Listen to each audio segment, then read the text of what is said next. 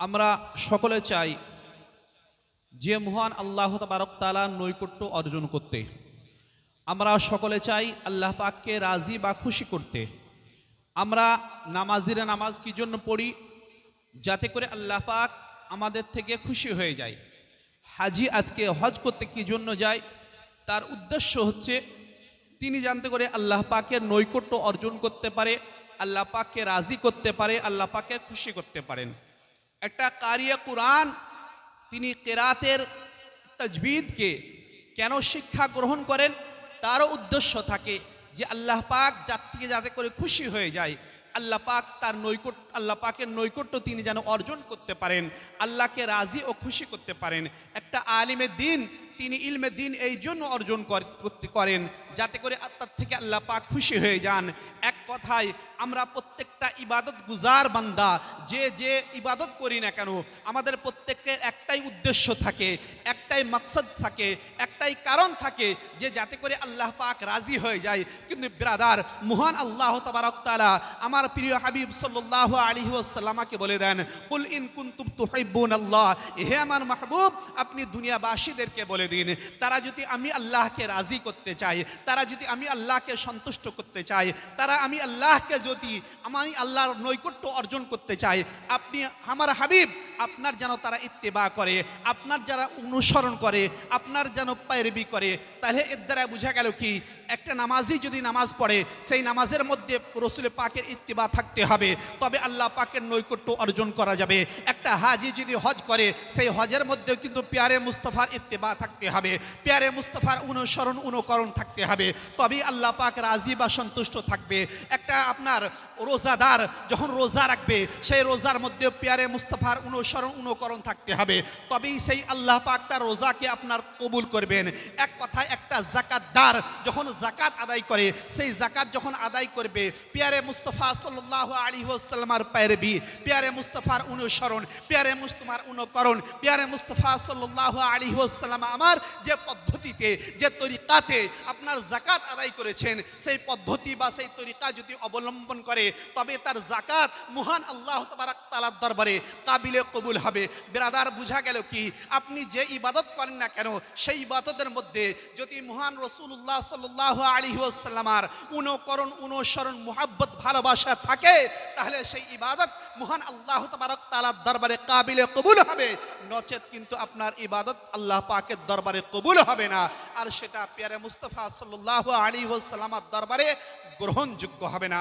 এই জন্য আমার আল্লাহ বলেন, কুল ইন কুনতুম তুহিব্বুনাল্লাহ, হে আমার হাবিব আপনি দুনিয়াবাসীদেরকে বলে দিন, তারা যদি আমি আল্লাহকে ভালোবাসতে চাই, আপনাকে তারা যেন আগে ভালোবাসে, তারা যদি আমি আল্লাহকে পেতে চাই, তারা যেন আপনার দামান আগে থেমে নেয়, তারা যদি আমি আল্লাহর নৈকট্য অর্জন করতে চাই, তারা যাতে করে আপনার আগে অনুকরণ পায়রবি করে, তবে আমি আল্লাহকে সন্তুষ্ট করতে পারবে, আমি আল্লাহকে রাজি করতে পারবে, আমি আল্লাহকে খুশি করতে পারবে। বলুন সুবহানাল্লাহ। এই হলো আল্লাহ পাকের বলার উদ্দেশ্য। এবং নবী করিম সাল্লাল্লাহু আলাইহি ওয়াসাল্লামের একটি হাদিসে পাক যেটা বুখারী শরীফে আপনার হযরত আনাস বিন মালিক রাদিয়াল্লাহু তাআলা আনহুতে বর্ণিত, উনি বলেন, লা ইউমিনু আহাদুকুম হাত্তা আকুনা হাব্বা ইলাইহি মিন ওয়ালাদিহি ওয়া ওয়ালিদিহি ওয়ান নাসি আজমাইন।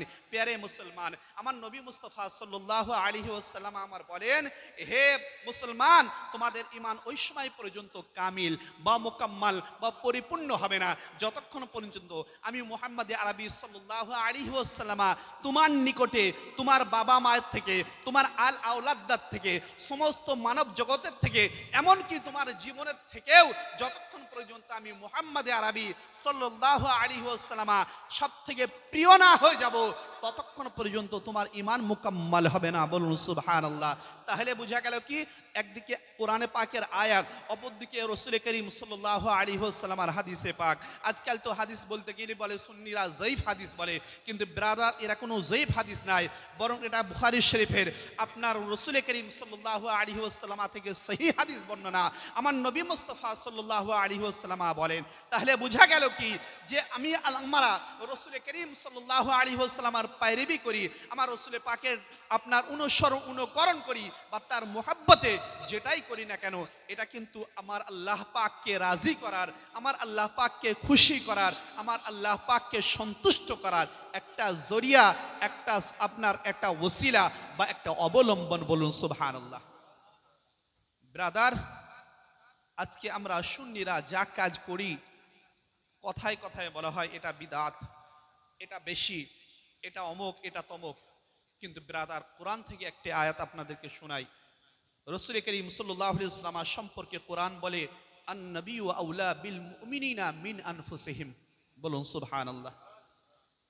নবী পাক মুমিনদের থেকে কতটা দূরে বা মুমিনদের কাছে কতটা, কোরআন বলছে। এটা কোনো হাদিস না, যে হাদিস বললে অনেক মানুষ বলবে এটা জয়ীব, এটা জাল, এটা মিথ্যা, এটা বানোয়াট, অনেক কিছু বলে না।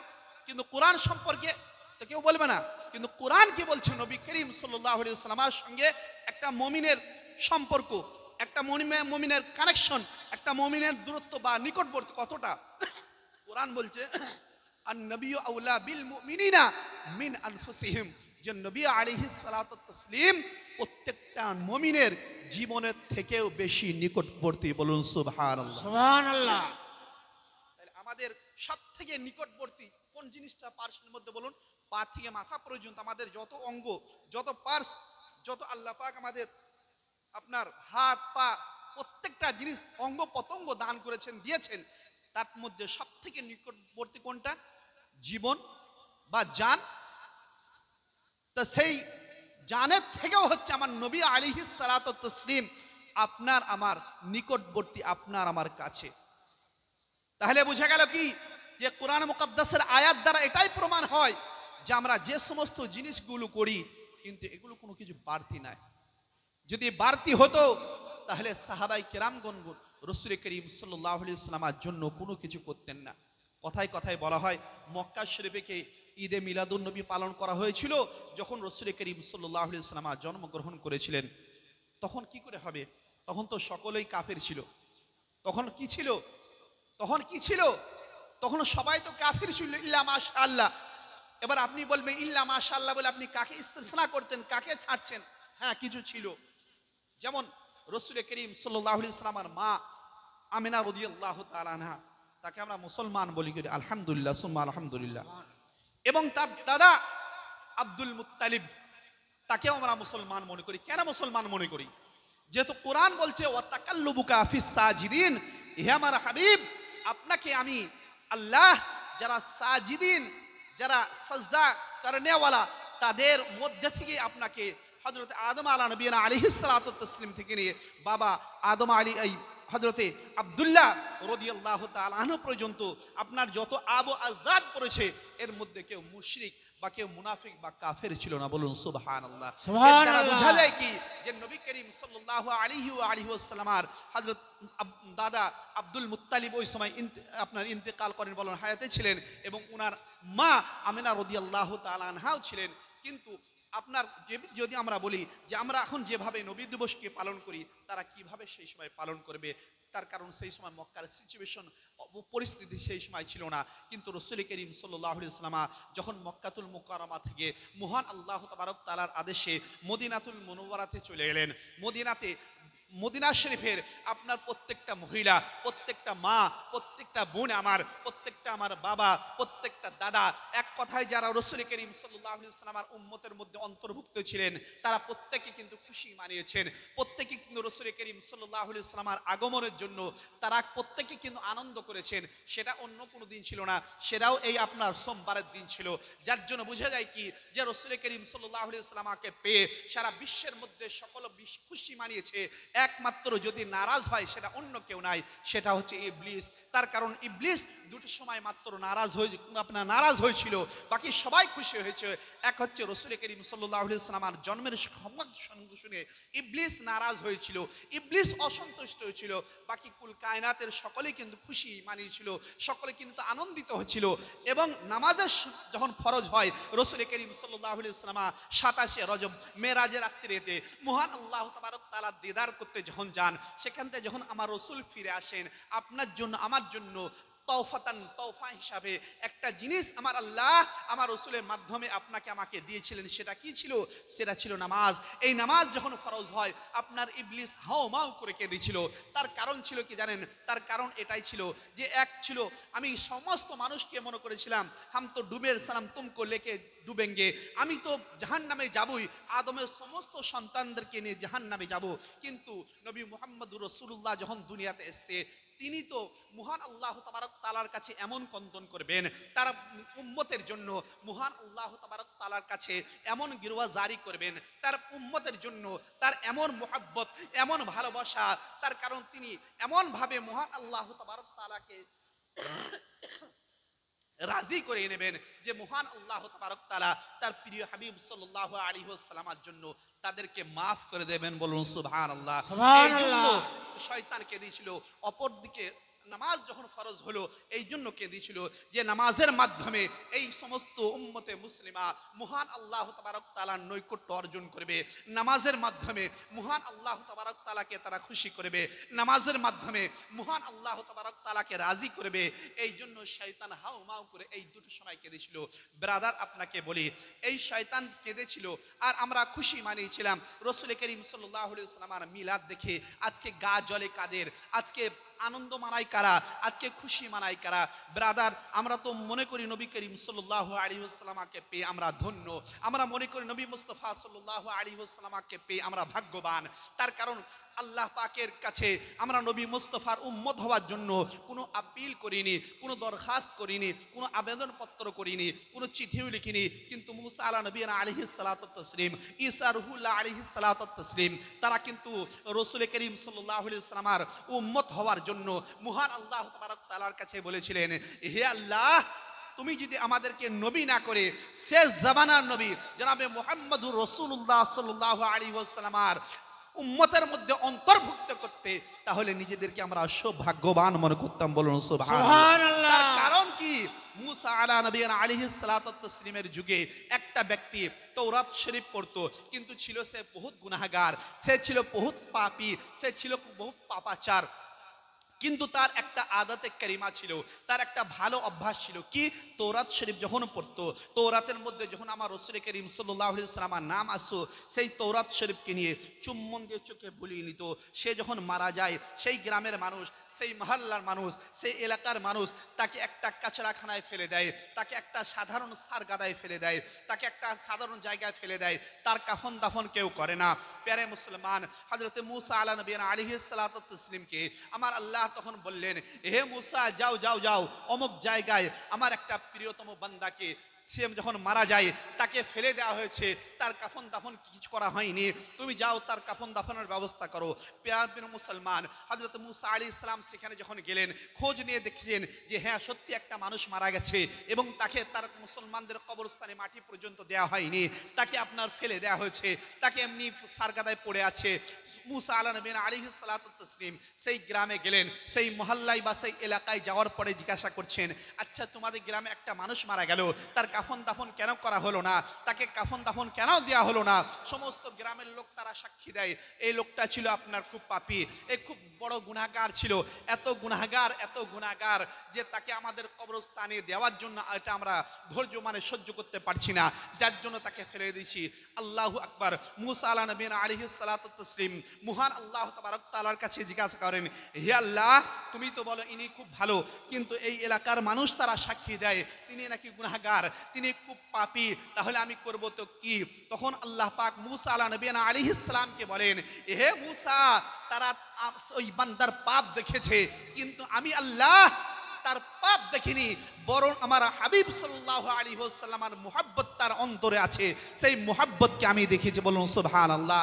তার অন্তরে আমার নবী পাক সাল্লাল্লাহু আলাইহি ওয়াসাল্লামের যে ভালোবাসা আছে, যে মুহাম্মদুর রাসূলুল্লাহকে আমি পাঠাবো, সেই মুহাম্মদের রাসূলুল্লাহর যে নাম তাওরাত শরীফের মধ্যে আছে, সে যখন যখন তাওরাত শরীফ তেলাওয়াত করেছে, আমার হাবিবের নাম এসছে, ভক্তি সহকারে দরুদ পড়ে সেই নামকে চুম্বন দিয়েছে। বলুন সুবহানাল্লাহ।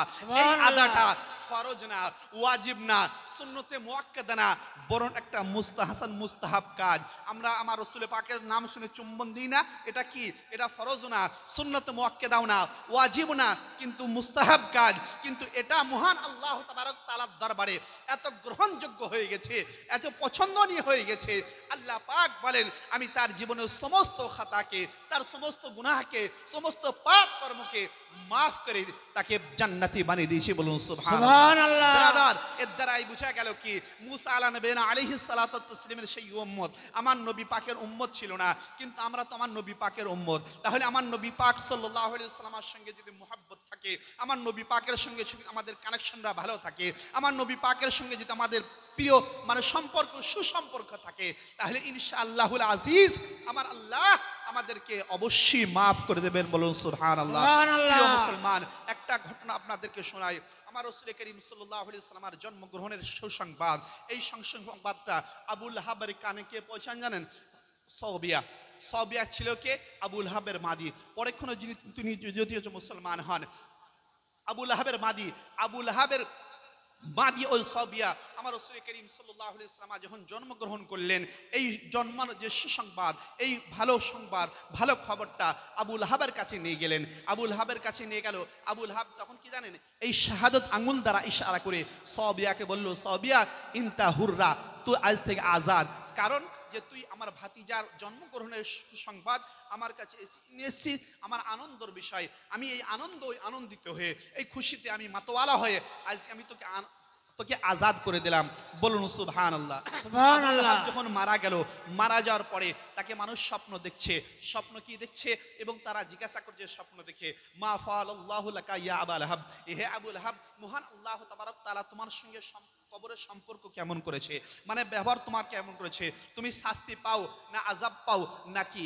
আবুল হাব তখন বলে, এ ভাই দেখো, আমাকে মহান আল্লাহ তাবারক তাআলা খুব কঠিন আযাবের মধ্যে রেখেছে, কিন্তু প্রত্যেকটা পীরিরার দিন, প্রত্যেকটা সোমবারের দিন, আমি যে সোমবারের দিনে আমার ভাতিজা অর্থাৎ মুহাম্মদুর রাসূলুল্লাহ সাল্লাল্লাহু আলাইহি ওয়াসাল্লাম জন্মগ্রহণ করেছিলেন, সেই জন্মের সুসংবাদ আমাকে কে দিয়েছিল? আমার বাদি সাওবিয়া দিয়েছিল। আমি যার জন্য এই শাহাদতের আঙ্গুল দ্বারা ওকে ইশারা করে আজাদ করে দিয়েছিলাম, সেই শাহাদতের আঙ্গুলে আমি প্রত্যেক সোমবারের দিন আমি এই শাহাদতের আঙ্গুলকে যখন চুষি, আমি এই চুষার কারণে এই আঙ্গুল থেকে অনেক পানির মতো আমি পাই, সেটাকে আমি খাই। এবং মহান আল্লাহ তাবারক তাআলা প্রত্যেকটা সোমবারের দিন আমি আমার ভাতিজা হিসাবে এর সুসংবাদ পেয়েছিলাম, আমার ভাইপো হিসাবে আমি খবর পেয়েছিলাম, যার জন্য আমি আমার মাদি সাওবিয়াকে আজাদ করেছিলাম। এর কারণে প্রত্যেক সোমবারের দিন আমার ওপর যে আজাব অন্যান্য দিন অর্থাৎ শনিবারে, রবিবারে, মঙ্গলবারে, বুধবারে, বৃহস্পতিবারে, শুক্রবারে, এই দিনগুলোতে আমার ওপর আজাব যে কঠোর হয়, কিন্তু প্রত্যেকটা সোমবারের দিন আমার ওপর আজাব হালকা করে দেওয়া হয়। বলুন সুবহানাল্লাহ। সুবহানাল্লাহ। ইসলাম আবুল আহাব ছিল কি? সে পাকা গলগলে কাফের। আর আমার নবী করিম সাল্লাল্লাহু আলাইহি ওয়াসাল্লামের জন্মগ্রহণের খুশিতে না, নবীর জন্মগ্রহণের খুশিতে না, ভাতিজার জন্মগ্রহণের খুশিতে। আমার নবী পাককে কিন্তু সে নবী বলেই মানিনি। সে যদি নবী বলে মানতো সে তো মুসলমান হয়ে যেত, কিন্তু সে একটা ভাতিজার সম্পর্কের জন্য সে যদি কবরের মধ্যে আযাব থেকে মুক্তি পায়, আযাব থেকে হালকা পান পায়, আযাব থেকে তাখফিফ পায়, তাহলে আমরা তার প্রিয় হাবিব সাল্লাল্লাহু আলাইহি ওয়াসাল্লামের উম্মত হিসাবে আমরা সেই দিনকে যদি খুশি মানাই, সেই দিনকে যদি আমরা সুস্বাদু খাবার রান্না করে আপনার যারা অসহায় ব্যক্তি তাদেরকে খাওয়া দাওয়া করাই, আমার নবী পাক সাল্লাল্লাহু আলাইহি ওয়াসাল্লামের সিরাত, সুরাত, আখলাক, চরিত্র, আদর্শ, ব্যবহার, ভালোবাসা নিয়ে আমরা যদি মানুষকে শোনাই, আমার রাসূল করিম সাল্লাল্লাহু আলাইহি ওয়াসাল্লামের সিরাত কি ছিল, আমার রাসূল পাকের নামাজ কি ছিল, আমার রাসূল পাকের উঠা কি ছিল, আমার রাসূল পাকের হজ কেমন ছিল, আমার রাসূল পাকের যাকাত কেমন ছিল, আমার রাসূল পাকের এতিমদের সঙ্গে ভালোবাসা কেমন ছিল, আমার রাসূল পাক সাল্লাল্লাহু আলাইহি ওয়াসাল্লামের আপনার চতুর্থ পদ প্রাণীদেরকে আমার রাসূল পাক কেমন ভালোবাসতেন, এক কথায় আমার রাসূল করিম সাল্লাল্লাহু আলাইহি ওয়াসাল্লাম কেমন ছিলেন, এই আখলাক, সিরাত, সুরাত, আদর্শ, চরিত্র, ভালোবাসা নিয়ে যদি আলোচনা করি, এটা হচ্ছে বরকতপূর্ণ জিনিস। বলুন সুবহানাল্লাহ। সুবহানাল্লাহ।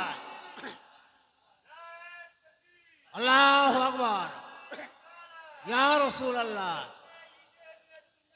জিন্দাবাদ আল্লাহু আকবার ইয়া রাসূলুল্লাহ। ব্রাদার, তার কারণ আজকে কিছু কিছু মানুষ বলে আমরা নামাজ পড়বো, রোজা করব, হজ করব, জাকাত দেবো, এই বাস, এর থেকে তো বেশি কিছু না। কিন্তু ব্রাদার, সমস্ত ফরজের ফরজ আমরা যদি দেখি, ঈমান হলো সমস্ত ফরজের ফরজ। বলুন সুবহানাল্লাহ। সুবহানাল্লাহ। তার কারণ আমার নবী করিম সাল্লাল্লাহু আলাইহি ওয়াসাল্লামকে আমরা পেয়েছি বলে নামাজ পেয়েছি, আমার নবী পাককে পেয়েছি বলে কলমা পেয়েছি, আমার নবী পাককে পেয়েছি বলে হজ পেয়েছি, আমার নবী পাককে পেয়েছি বলে যাকাত পেয়েছি, আমার নবী পাককে পেয়েছি বলে কোরআন পেয়েছি, আমার নবী পাককে পেয়েছি বলে আমরা আল্লাহ পাকের ঠিকানাও পেয়েছি। বলুন সুবহানাল্লাহ। সুবহানাল্লাহ। তাহলে এর দ্বারা বোঝা যাচ্ছে কি যে নবী করিম সাল্লাল্লাহু আলাইহি ওয়াসাল্লাম এসেছেন তো সবটাই নিয়ে এসেছেন, কিন্তু আমার রাসূল পাক যদি না আসতেন তাহলে আমরা কিছুই পেতাম না। তাহলে মূল কারণ হচ্ছে কি আমার রাসূল করিম সাল্লাল্লাহু আলাইহি ওয়াসাল্লাম। এই জন্য আমার রাসূল করিম সাল্লাল্লাহু আলাইহি ওয়াসাল্লামের সঙ্গে কানেকশন যার যেমন থাকবে, আপনার তার বাড়িতে বাতি তেমন ভালো জ্বলবে। বলুন সুবহানাল্লাহ। সুবহানাল্লাহ। আপনি এই হ্যালোজেন বলুন বা বাল্ব বলুন বা একটা লাইট বলুন বা একটি ফ্যান বলুন, আপনি সমস্ত তার লাগিয়েছেন, কিন্তু যে মূল বোর্ড থেকে যে কানেকশনটা আসছে সেই জায়গা আপনি কানেকশনটা লাগাবেন না। কোনো লাইট জ্বলবে, কোনো ফ্যান চলবে, কোনো মাইক জ্বলবে, একটাও চলবে না। তার কারণ আপনার সব ঠিক আছে, মূল জায়গায় গিয়ে কিন্তু আপনার কানেকশনটা নেই। ব্রাদার, আপনি নামাজ পড়ছেন, রোজা রাখছেন, হজ করছেন, যাকাত দিচ্ছেন, কিন্তু নবী পাক আলাইহিস সালামকে বলছেন আমার মতো বড় ভাই। নাউজুবিল্লাহ মিন জালিক।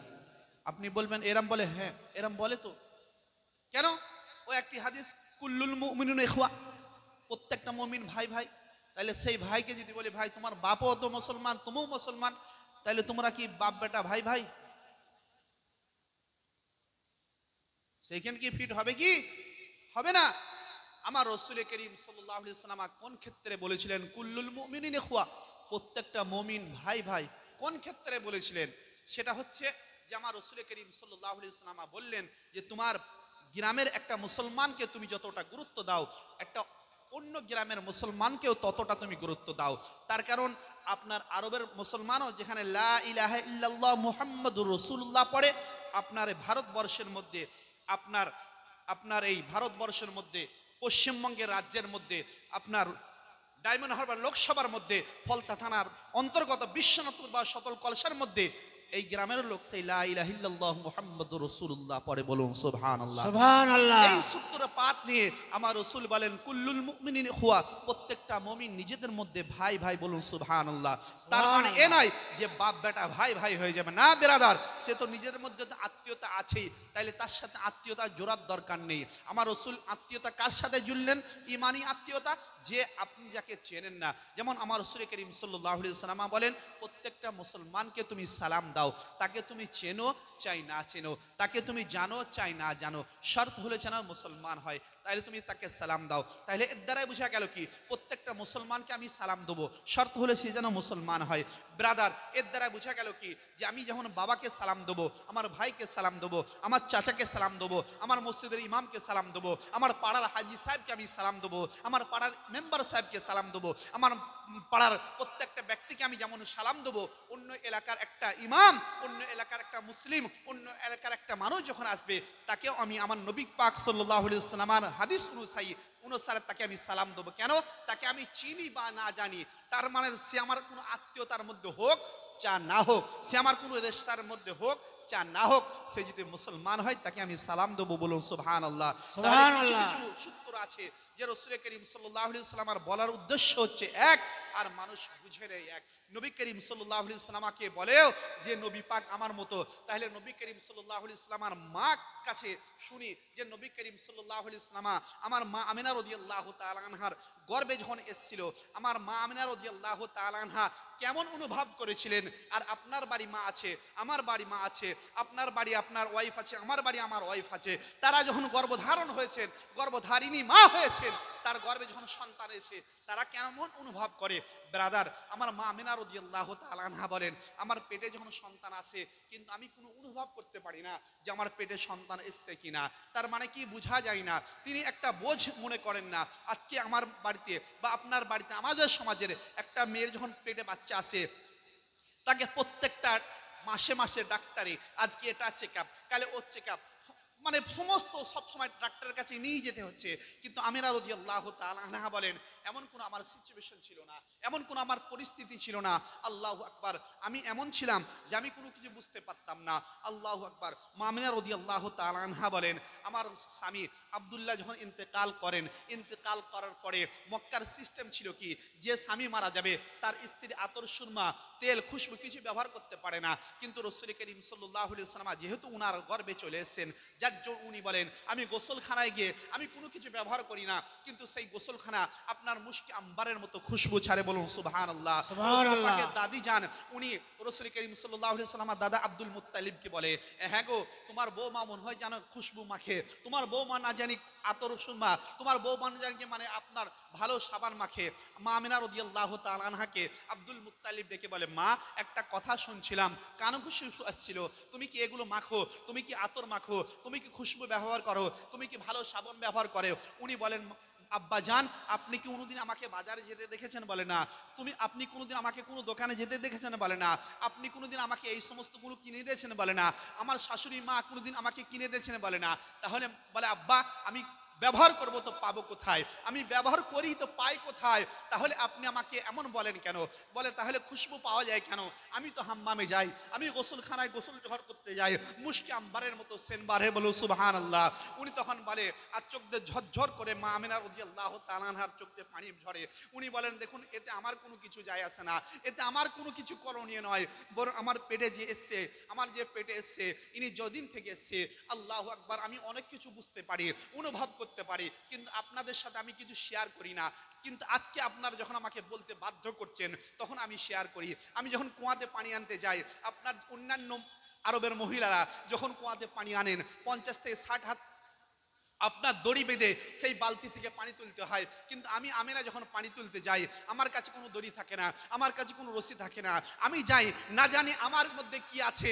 মহান আল্লাহ তাবারক তাআলা আমার জন্য পানিকে কুয়ো থেকে নিচের থেকে উপরে তুলিয়ে দেয়, আমি হাতে করে পানি তুলি। বলুন সুবহানাল্লাহ। সুবহানাল্লাহ। আরবের মহিলারা বলে, হে আমিনা, যতক্ষণ পর্যন্ত আমাদের সকলের পানি না নেওয়া হবে, ততক্ষণ পর্যন্ত তুমি কিন্তু এখানে সরে যেও না। কিন্তু তুমি যে সরে যাবে, পানি সেই 50-60 হাত ফিট নিচে চলে যাবে, আমাদের পানি তুলতে বড্ড কষ্ট হয়। আর তুমি এখানে যে দাঁড়িয়ে থাকবে, তোমার সম্মানে, তোমার তাজিমের জন্য, তোমার তাওকির জন্য, তোমার মুহাব্বত ভালোবাসার জন্য এই পানি এখানে দাঁড়িয়ে থাকবে।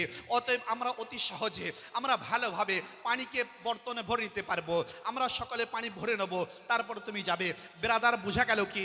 মা আমিনা রাদিয়াল্লাহু তাআলা আনহা বলেন, ও আমার আব্বা, এই সমস্ত জিনিস আমার কিছু না, আমার যে পেটে যে সন্তান এসছে, সেই সন্তানের জন্য মহান আল্লাহ তাবারক তাআলা আমাকে দিচ্ছে। বলুন সুবহানাল্লাহ। সুবহানাল্লাহ। রাদিয়াল্লাহু তাআলা আনহা বলেন, প্রথম মাস থেকে 1 মাস হলো, তারপর থেকে নিয়ে প্রত্যেকটা মাসে, কোন মাসে হযরত ইব্রাহিম খলিলুল্লাহ, কোন মাসে মুসা কালিমুল্লাহ, কোন মাসে ঈসা রুহুল্লাহ, কোন মাসে আদম সফিউল্লাহ, এরকম করে প্রত্যেকটা মাসে একটা কোন নবী এসে আমাকে মুবারকবাদ এবং সুসংবাদ দিয়ে যায়। যেদিন আমার লখতে জিগার মুহাম্মদ আরবি সাল্লাল্লাহু আলাইহি ওয়াসাল্লাম জন্মগ্রহণ করবেন, এমন একটা সময় মহান আল্লাহ তাবারক তাআলা নির্বাচিত করলেন। তার কারণ আমার রাসূলকে আমার আল্লাহ সারা জাহানের জন্য রহমত করে পাঠিয়েছেন। বলুন সুবহানাল্লাহ। সুবহানাল্লাহ। আমার রাসূল যদি রাতের বেলায় আসে, তাহলে আমার রাসূলের রহমত থেকে দিন কিন্তু বঞ্চিত হয়ে যায়। আমার রাসূলকে আমার আল্লাহ যদি দিনের বেলায় পাঠায়, আমার রাসূলের রহমত থেকে কিন্তু রাত বঞ্চিত হয়ে যায়। যার জন্য আমার আল্লাহ আমার রাসূল করিম সাল্লাল্লাহু আলাইহি ওয়াসাল্লামকে এমন সময় দুনিয়ার বুকে পাঠাচ্ছেন, এই পৃথিবীর বুকে পাঠাচ্ছেন, যাতে করে দিন না বলতে পারে যে আমার ডিউটিকালিতে এসেছে, রাত না বলতে পারে আমার রাতের সময় এসেছে। তার কারণ রাত শেষ হয় আপনার সেহরির সময় শেষ হচ্ছে, তারপর আপনার সুবে সাদিক আরম্ভ হচ্ছে, তারপরে আমরা ফজরের আজান দিই। এই সেহরির সময় শেষ আর ফজরের আপনার টাইম যখন আরাম হচ্ছে, এর নাম বলে সুবে সাদিক। আর এই সুবে সাদিকের সময় এমন একটি সময়, রাতের শেষ আর দিনের আগত। আজ রাত বিদায় নিচ্ছে আর দিন আসছে, আর এই সময় আপনার নবী আমার নবীকে মহান আল্লাহ তাবারক তাআলা এই পৃথিবীর বুকে পাঠাচ্ছেন। কেন? যাতে করে রাত নিজেকে গর্ববোধ না করতে পারে আর দিনও নিজেকে গর্ববোধ না করতে পারে। রাত দিনকে বঞ্চিত না মনে করে, দিন যেন রাতকে বঞ্চিত মনে করে না করে।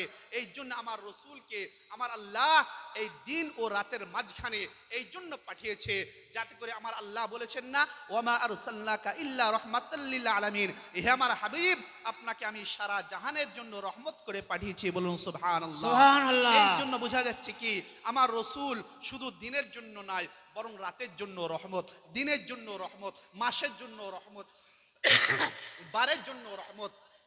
আমরা মুসলমান, আমাদের জন্য রহমত, একটা পাখির জন্য রহমত, কুল কায়নাতের জন্য রহমত। কেন? আমার আল্লাহ যেখানে আমরা সূরা ফাতিহার মধ্যে পড়ি আলহামদুলিল্লাহি রাব্বিল আলামিন, সমস্ত প্রশংসা ওই আল্লাহর জন্য যিনি সারা জগতের সারা জাহানের পালনকর্তা। ঠিক তেমনি ভাবে আমার রসুলকে আমার আল্লাহ বলছেন ওমা আরসালনাকা ইল্লা রাহমাতাল লিল আলামিন, হে আমার হাবিব আপনাকে আমি সারা জাহানের জন্য রহমত করে পাঠিয়েছি। এর দ্বারাই বোঝা গেল কি আমার আল্লাহর যেখানে যেখানে রুবুবিয়্যাত আছে, যেখানে যেখানে আমার আল্লাহ পাকের এলাহিয়াত আছে, সেখানে সেখানে আমার পিয়ারে মুস্তাফার রহমত আছে। বলুন সুবহানাল্লাহ। সুবহানাল্লাহ। আমার আল্লাহ পাকের যেখানে যেখানে আপনার রহিমি ও কারিমে আছে, সেখানে সেখানে আমার পিয়ারে মুস্তাফা সাল্লাল্লাহু আলাইহি ওয়াসাল্লামের মুস্তাফাবি আছে। বলুন সুবহানাল্লাহ। সুবহানাল্লাহ। অনেক মানুষ বলে থাকে যে সুন্নিরা আপনার পিয়ারে মুস্তাফা সাল্লাল্লাহু আলাইহি ওয়াসাল্লামের এত প্রশংসা করে, এত প্রশংসা করে, আল্লাহর প্রশংসা থেকে নাকি বাড়িয়ে দেয়। আরে আমরা কি প্রশংসা করি? প্রশংসা তো আমার সাহাবায়ে কেরামগণ করেছে। তার সাহাবায়ে কেরাম দের সম্পর্কে আমার রাসূল করিম সাল্লাল্লাহু আলাইহি ওয়াসাল্লাম কি বলেন? আস-সাহাবী কান নুজুম ইক্তাদাইতাহুম ইহতাদাইতাহুম, আমার সাহাবায়ে কেরাম হলেন আকাশের তারকার মতো, তোমরা তাদের মধ্যে যে কারোর একজনের ইক্তেদা করবে তোমরা হিদায়াত প্রাপ্ত হয়ে যাবে। বলুন সুবহানাল্লাহ। সুবহানাল্লাহ। আমার রাসূল করিম সাল্লাল্লাহু আলাইহি ওয়াসাল্লাম যখন ওযু ফরমাতেন, ওযু করতেন, সাহাবায়ে কেরাম চতুর্দিকে দাঁড়িয়ে থাকতেন। কি উদ্দেশ্যে? যাতে করে আমার রাসূল করিম সাল্লাল্লাহু আলাইহি ওয়াসাল্লামের মায়ে মুস্তামাল ব্যবহারকৃত পানি মাটিতে না পড়ে, সেই পানি সাহাবায়ে কেরামগণ হাতে নিতেন, মুখে মাখতেন, কেউ মুখে মাখতেন, কেউ মাথায় দিতেন, কেউ তাবাররুক হিসাবে খেয়ে নিতেন। বলুন সুবহানাল্লাহ। তার কারণ তারা নবী পাক সাল্লাল্লাহু আলাইহি ওয়াসাল্লামকে নিজের মতো বাশার মনে করতেন না, বরং আল্লাহর হাবিব মনে করতেন, এবং এটাই মনে করতেন যে প্রিয় নবী সাল্লাল্লাহু আলাইহি ওয়াসাল্লামই হচ্ছেন ঈমানের মধ্যে সবচেয়ে বড় মুকাম্মাল জিনিস। তার কারণ আমরা যে নামাজকে আফজালুল ইবাদত বলে মানি, যে নামাজকে ঈমানের পরে সবচেয়ে গুরুত্বপূর্ণ ইবাদত বলি, আমার রাসূল নিজে বলছে আস-সালাতু আফজালুল ইবাদত, নামাজ হচ্ছে সবচেয়ে গুরুত্বপূর্ণ জিনিস। কুরআন বলছে ইন্নাস সালাতা কানাত আলাল মুমিনিনা কিতাবাম মাওকুতা, যে সুনিশ্চিত নামাজ নির্ধারিত সময় অনুসারে প্রত্যেকটা মুসলমান ও মুমিন নর ও নারীর উপর ফরজ রয়েছে, সেই নামাজ হযরত আলী রাদিয়াল্লাহু তাআলা আনহুকে ছেড়ে, নামাজকে হযরত আলী রাদিয়াল্লাহু তাআলা আনহু ছেড়ে দিচ্ছেন। কেন? সেটাও হচ্ছে এই আমার নবী পাকের মুহাব্বতের কারণে। বলুন সুবহানাল্লাহ। সুবহানাল্লাহ। সাল্লাল্লাহু আলাইহি ওয়াসাল্লামের আসরের নামাজ আমার পড়া হয়ে গেছে। আমার রাসূল পাক সাল্লাল্লাহু আলাইহি ওয়াসাল্লাম বলেন, এ আলী আমার একটু আরামের দরকার আছে, আমি একটু বিশ্রাম করব, আমার একটু পরিশ্রম বেশি হয়ে গেছে, মনে হচ্ছে আমার একটু রেস্ট নেব, আমি আরাম করব। মাওলাই কায়নাত শেরে খুদা হযরত আলী রাদিয়াল্লাহু তাআলা আনহু আপনার নিজের জান মুবারক বিছিয়ে দিলেন। আমার রাসূল করিম সাল্লাল্লাহু আলাইহি ওয়াসাল্লাম হযরত আলীর রান মুবারকে নিজের মাথা মুবারকে রেখে আমার রসুল শুয়ে পড়লেন। আমার রসুল পাক সাল্লাল্লাহু আলাইহি ওয়াসাল্লাম ঘুমিয়ে পড়েছেন। আমার রসুল পাকের আসরের নামাজ পড়া হয়ে গেছে, কিন্তু হযরত আলী রাদিয়াল্লাহু তাআলা আনহু কারণবশত উনি আসরের নামাজ পড়া হয়নি। উনি বললেন ঠিক আছে হুজুর আপনি আরাম করুন। রাসূল করিম সাল্লাল্লাহু আলাইহি ওয়াসাল্লামের চোখ মুবারক লেগে গেছে আমার রাসূল করিম সাল্লাল্লাহু আলাইহি ওয়াসাল্লামের নূরানি চেহারার দিকে। মাওলাই কায়নাত হযরত আলী শেরে খুদা কখনো দেখেন, কখনো সূর্যের দিকে তাকান, সূর্য নিজের গতিতে আপনার ডুবে যাচ্ছে, ডুবতে ডুবতে ডুবতে ডুবতে এমন একটা সময় এলো সূর্য পুরো ডুবে গেল। হযরত আলীর চোখ দিয়ে ঝরঝর করে পানি ঝরে, পানি কোথায় পড়লো? আমার রাসূল পাকের গাল মুবারকে, যাকে সার বলা হয়, এই গাল মুবারকে যখনই পানি পড়লো আমার রাসূল পাক বলেন মা ইউবকিকা ইয়া আলী, হে আলী তুমি কেন কাঁদো, তোমাকে কে কষ্ট দিয়েছে, তোমাকে কে কষ্ট দিয়েছে, কে দুঃখে দিয়েছে বলো। হযরত আলী বলেন ইয়া রাসূলুল্লাহ সাল্লাল্লাহু আলাইহি ওয়াসাল্লাম, আমাকে কেউ কষ্ট দেয়নি, আমি দুঃখ পাইনি, আমি ব্যথা পেয়েছি এতটা যে হুজুর যখন থেকে আমি মুসলমান হয়েছি, যখন তো আমি কলমা পড়ে মুসলমান হয়েছি, তখন থেকে আজ পর্যন্ত কোনো আমার নামাজ কাজা নেই। কিন্তু হুজুর আপনি যখন বললেন আমার আরামের দরকার আছে, আপনাকে আমি বলে দিলাম যে আপনি আরাম করুন। হুজুর আপনি আরাম করতেছিলেন আর সূর্য নিজের গতিতে যাচ্ছে, যেতে যে সূর্য ডুবে গেল, হুজুর আমার আসরের নামাজ কাজা হয়ে গেছে। সেই দুঃখের কারণে, সেই কষ্টের কারণে আমি আলী আজকে কাঁদি, কেননা আসরের নামাজ আমার কাজা হয়ে গেছে। কিন্তু আমি এই জন্য কাঁদি না যে আমার রাসূল করিম সাল্লাল্লাহু আলাইহি ওয়াসাল্লামের মুহাব্বতকে আমি কাজা করে ফেলেছি। হুজুর আপনার মুহাব্বতের কারণে আমি নামাজকে কাজা করে দিয়েছি। আল্লাহু আকবার। হযরত আলীকে আমার রাসূল বলেন হে আলী তুমি নামাজ আদা পড়বে না কাজা পড়বে? আমার রাসূলের পাকের কথা শুনে হযরত আলী বলেন হুজুর আমি যদি আদা পড়তে পাই কাজা কেন পড়তে যাব? আমার রাসূল করিম সাল্লাল্লাহু আলাইহি ওয়াসাল্লাম আল্লাহ পাকের দরবারে দোয়া করলেন, হে আল্লাহ তোমার আলী তোমার নবীর ইতাআতের মধ্যে ছিল, তোমার নবীর অনুসরণের মধ্যে ছিল, ইত্তেবার মধ্যে ছিল, অতএব সূর্যকে তুমি আল্লাহ উদিত করে দাও যাতে করে আলী আসরের নামাজ পুনরায় পড়তে পারে। বলুন সুবহানাল্লাহ। সুবহানাল্লাহ। সূর্যকে দ্বিতীয়বার তুলিয়ে দিলেন, সূর্য উঠে গেল, হযরত আলী নামাজ পড়ে নিলেন, তারপরে সূর্য ফের আস্তে আস্তে আস্তে আস্তে ডুবে গেল। বলুন সুবহানাল্লাহ। সুবহানাল্লাহ। এর দ্বারা বোঝা গেল কি মুহাব্বত আগে নামাজ পড়ে, মুহাব্বত আগে হজ পড়ে, মুহাব্বত আগে যাকাত পড়ে, মুহাব্বত আগে কোরআন তেলাওয়াত পড়ে। নবীর মুহাব্বত আছে তো নামাজ আপনার কবুল আছে, নবী পাকের মুহাব্বত আছে আপনার হজ কবুল আছে, নবী পাকের মুহাব্বত আছে তো আপনার যাকাত কবুল আছে, নবী পাকের মুহাব্বত আছে তো আপনার সব কবুল আছে। এই জন্য আমার নবী পাক বলেন লা ইউমিনু আহাদুকুম হাত্তা আকুনা হাব্বা ইলাইহি মিন ওয়ালাদিহি ওয়া ওয়ালিদিহি ওয়ান নাসি আজমাইন। হে আমার ঈমানদার, হে আমার উম্মত বর্গ, তোমাদের ঈমান ওই সময় পর্যন্ত কামিল ও মুকাম্মাল সাকসেসফুল পরিপূর্ণ হবে না যতক্ষণ পর্যন্ত আমি নবী মুহাম্মদুর রাসূলুল্লাহ তোমার মাতা পিতা আল আওলাদ সারা মানব জাতি এমনকি নিজের জীবনের থেকেও সব থেকে বেশি মাহবুব এবং প্রিয়তম রসুল হয়ে যাব, ততক্ষণ পর্যন্ত তোমাদের ঈমান মুকাম্মাল হবে না। বলুন সুবহানাল্লাহ। এর দ্বারা বোঝা গেল কি সব থেকে গুরুত্বপূর্ণ জিনিস হচ্ছে আমার রসুল। বলুন সুবহানাল্লাহ। এই জন্য আমাদের দরকার আমরা নামাজ যখন পড়বো আমার রাসূল করিম সাল্লাল্লাহু আলাইহি ওয়াসাল্লামকে ফলো করে নামাজ পড়বো। ব্রাদার কিছু মানুষ বলে নামাজের মধ্যে আপনার ছাগল গরু ভেড়া উট দুম্বার কথা মনে পড়লে নামাজ হয়ে যাবে, কিন্তু আমার নবী পাকের স্মরণ এলে নাকি নামাজ হবে না। তাদের আমি যদি প্রশ্ন করি ব্রাদার আপনি নামাজের মধ্যে আত্তাহিয়াত পড়েন কি? আত্তাহিয়াত তো নামাজের মধ্যে পড়া হচ্ছে ওয়াজিব, কিন্তু সেই আত্তাহিয়াত পড়তে পড়তে এমন একটি সময় আসে যেখানে আপনি নামাজের মধ্যে আমার নবী পাককে সালাম দিতে হয়। সালাম দিতে হয় না? আপনি যেখানে বলেন আসসালামু আলাইকা আইয়ুহান নাবিয়্যু ওয়া রাহমাতুল্লাহি ওয়া বারাকাতুহু, আপনিও সালাম দেন নবী পাককে, তাহলে আপনার ধ্যানটা কোন দিকে যাবে? আপনার বিশ্বনাথপুরে আমি যখন এলাম, ধরে নিন 2 বছর পরে আমি যখন এসেছি, একটা লোক আমাকে সালাম দিল, নাসির আমাকে সালাম দিল, আমি বললাম ওয়া আলাইকুম আসসালাম। তা নাসির আমাকে যখন সালামটা দিল, নাসিরের ধ্যানটা নিশ্চিত আমার দিকে যাবে। আমি যখন আপনার ইমাম সাহেব মৌলানা সানোয়ার ইজবি সাহেবকে যখন সালাম দিলাম, নিশ্চিত আমার ধ্যান ইনার দিকে যাবে, বা ইনি যখন আমাকে সালাম দেবেন ইনার ধ্যান আমার দিকে আসবে না আসবে না? তাহলে নবী করিম সাল্লাল্লাহু আলাইহি ওয়াসাল্লামকে আপনি নামাজের মধ্যে হোক নামাজের বাইরে হোক, আপনি রাস্তায় হোক, সে মদিনাতুল মুনাওয়ারাতে হোক, মক্কা শরীফ থেকে হোক, বিশ্বনাথপুর মসজিদে হোক, ডাঙ্গাপাড়া জামে মসজিদে হোক, গোটা বিশ্বের যে কোনো প্রান্ত থেকে আমার নবী পাক সাল্লাল্লাহু আলাইহি ওয়াসাল্লামকে আপনি যখন সালাম দেবেন আপনার ধ্যানটা কোন দিকে যাবে? নবী পাকের দিকে। ইয়েস। আর নবী পাকের দিকে ধ্যান যাওয়া এটাই হচ্ছে শাইখুল ইসলাম আল মুসলিমিন ইমাম গাজ্জালী রাহমাতুল্লাহ আলাইহি বলছেন,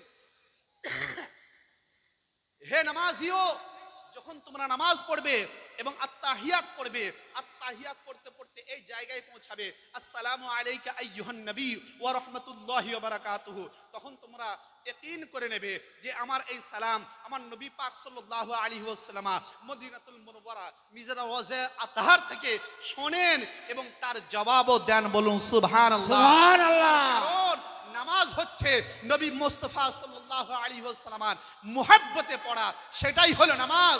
আর কি নামাজ পড়ো যে নামাজের মধ্যে তুমি নাকি বলো নবীর ধ্যান এলে নামাজ হবে না, তার নবীর নামাজ ধ্যানে নামাজ হবে না, তাহলে একটা গরু ছাগল গাধা সেই ধ্যানে নামাজ পড়ো নামাজ হবে না?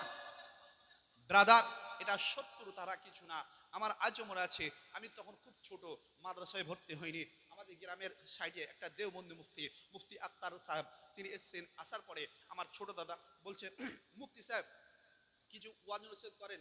তিনি বলতে বলতে একটা পর্যায়ে এমন পৌঁছেছে যে হ্যাঁ, নামাজের মধ্যে নবী পাকের ধ্যান এলে নামাজ হবে না। তো আমার দাদা ছোটখাটো শিক্ষিত, তিনি আমার একটা কাকাকে বললেন বাগদাদি কায়দারা নিয়ে এসো। তো বাগদাদির কায়দারা নিয়ে আসার পরে বললেন, ঠিক আছে মুফতি সাহেব, আপনি এই আত্তাহিয়াতটা পড়েন, পড়ার পরে একটু মানে করে আমাকে বুঝিয়ে দেন। যখনই মানে করতে গেল আসসালামু আলাইকা আইয়ুহান নবীতে যখন পৌঁছালো, আমার দাদু জিজ্ঞাসা করছে, আচ্ছা ভাইজান, আপনি এই যে আসসালামু আলাইকা আইয়ুহান নবী বললেন, তাহলে এই যে আমার নবী পাককে বা আপনার নবী পাককে যেহেতু আপনি সালাম দিচ্ছেন নামাজের মধ্যে, আপনার ধ্যান তখন কোথায় যাবে? তখন সে বলছেন নবী পাকের দিকে। বলে নবী পাকের দিকে যদি আপনার কথা অনুযায়ী ধ্যান যায়, তাহলে আপনার নামাজ হবে না? হবে না। সে বলছে নামাজ হয়ে যাবে, কিন্তু আমার শিক্ষকরা বলেছে, তোমার শিক্ষকরা বলেছে যেখানে বলে তুমি সেখানে কথা সেখানে রাখো, কিন্তু এখানে এনো না। তার কারণ এরা হচ্ছে জনসাধারণ, সাধারণ মানুষ। এর দ্বারা বোঝা যাচ্ছে কি, এরা কিছু কিছু মানুষের মগজকে এমন ভাবে ধুলাই করে যে নবী করিম সাল্লাল্লাহু আলাইহি ওয়াসাল্লামকে সাধারণ মানুষের থেকেও আপনার নিচু দরজার মানুষ বানাতে চাই, কিন্তু না। আমার আল্লাহ বলেন ওয়া রাফা'না লাকা যিকরাক, হে আমার মাহবুব, আপনার চর্চা, আপনার সম্মান, আপনার মান, আপনার রুতবা কে আমি আল্লাহ উঁচু করেছি। বলুন সুবহানাল্লাহ। সুবহানাল্লাহ। আমার আল্লাহ যার সম্মানকে বাড়াবে, আমার আল্লাহ যার মাকামকে বাড়াবে, আমার আল্লাহ যার রুতবাকে বাড়াবে, আমার আল্লাহ যার চর্চাকে বাড়াবে, কেউ কম করতে পারবে কি? কেউ কম করতে পারবে কি? এই যে আমরা বিশ্বনাথপুরের লোক, কথার কথা বলছি, আমরা যে নবী পাকের এই মেহফিল যদি না করি, আমার নবী পাকের সম্মান কি খাটো হয়ে যাবে? আদেও না। আমরা নামাজিরা নামাজ পড়ি, আমরা যদি নামাজ না পড়ি, আল্লাহ পাকের যে তিনি ওয়াজিবুল ওজুদ, তিনি রব্বুল আলামিন, তার মান, তার গরিমা, তার আপনার তাজিম খাটো হয়ে যাবে? আদেও না। আমরা এগুলো করি আমাদের জন্য। বলুন সুবহানাল্লাহ। সুবহানাল্লাহ। একটা কথা বলবো, আপনি যাই করেন না কেন, নবী পাকের সঙ্গে সম্পর্ক যেন কানেকশনটা ভালো থাকে। তার কারণ কবরে কোনো রেশতা কাজ আসবে না, দুনিয়াবি কোনো রেশতা কাজ আসবে না। যদি আসে এই আমিনার লাল মরুদুল্লাল মক্কার সরকার মদিনার তাজদার জনাবে আহমদ মুস্তাফা মুহাম্মদ মুস্তাফা সাল্লাল্লাহু আলাইহি ওয়াসাল্লামের এই মুহাব্বতি কাজ আসবে। বলুন সুবহানাল্লাহ। সুবহানাল্লাহ। তার কারণটা কি? তার কারণ হলো একটাই, তাকে যখন তার জান কবজ করার জন্য প্রথমে জিবরিল আমিন আলাইহিস সালাতু ওয়াত তাসলিম এলেন, এসে জিজ্ঞাসা করছেন, হুজুর, মহান আল্লাহ তাবারক তাআলা আপনার সঙ্গে সাক্ষাৎ করতে চান, তা আপনি কি বলছেন? তো বললেন, আমার তো দুনিয়াতে মানে যে আপনি দুনিয়াতে থাকবেন না যাবেন? তো আমার রাসূল করিম সাল্লাল্লাহু আলাইহি ওয়াসাল্লাম বললেন, হে জিবরিল, আমি দুনিয়াতে যে কাজের জন্য এসেছিলাম, আল্লাহ পাক তো কোরআন পাকের আয়াত দ্বারা বলে দিয়েছেন, আল-ইয়াউমা আকমালতু লাকুম দীনাকুম, যে আজকে দিন ইসলামকে আমি আল্লাহ পরিপূর্ণ করে দিয়েছি। এটা বিদায় হজের সময়।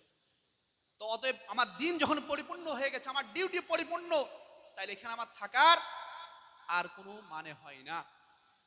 তো তখন জিবরিল আমিন আলাইহিস সালাম চলে গেলেন। আজরাইল আলাইহিস সালাম যখন এসে মালাকুল মউত, আমার রাসূল করিম সাল্লাল্লাহু আলাইহি ওয়াসাল্লাম জিজ্ঞাসা করেছিলেন, হে মালাকুল মউত, জান যখন কবজ করো, কেমন করে কবজ করো?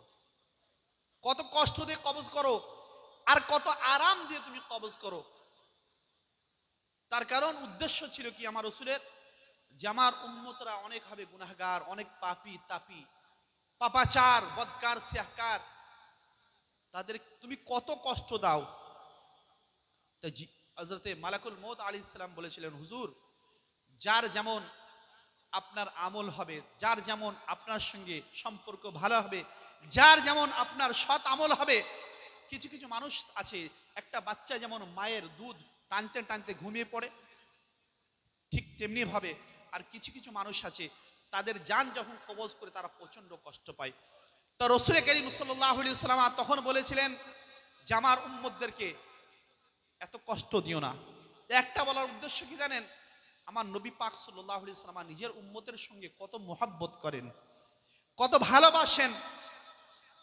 রাসূল করিম সাল্লাল্লাহু আলাইহি ওয়াসাল্লাম বলেন, আল্লাহ পাক প্রত্যেকটা নবীদেরকে কিছু খাস দোয়া কিছু খাস চাওয়া দিয়ে থাকেন, যেটা আমার নবী পাক বলেন প্রত্যেকটা নবী ও রাসূল আল্লাহ পাকের কাছ থেকে চেয়ে নিয়েছেন।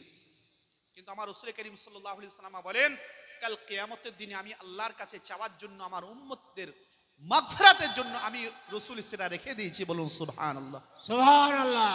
আপনার রাসূল আমার রাসূল আমাদেরকে কত ভালোবাসেন।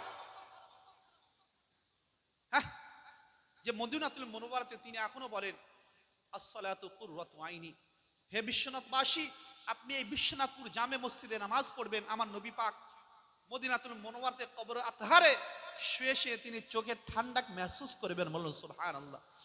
আমার নবী পাক সাল্লাল্লাহু আলাইহি ওয়াসাল্লামের মুহাব্বতে আপনি একটা কাজ করবেন, আমার নবী পাক সাল্লাল্লাহু আলাইহি ওয়াসাল্লাম মদিনাতুল মুনাওয়ারাতে তিনি গর্ব করবেন যে আমার বিশ্বনাথপুরে অমুক আমার উম্মত আমার শরীয়তের এই শরীয়তে আত্তাহারার এই কাজটা করলো। বলুন সুবহানাল্লাহ।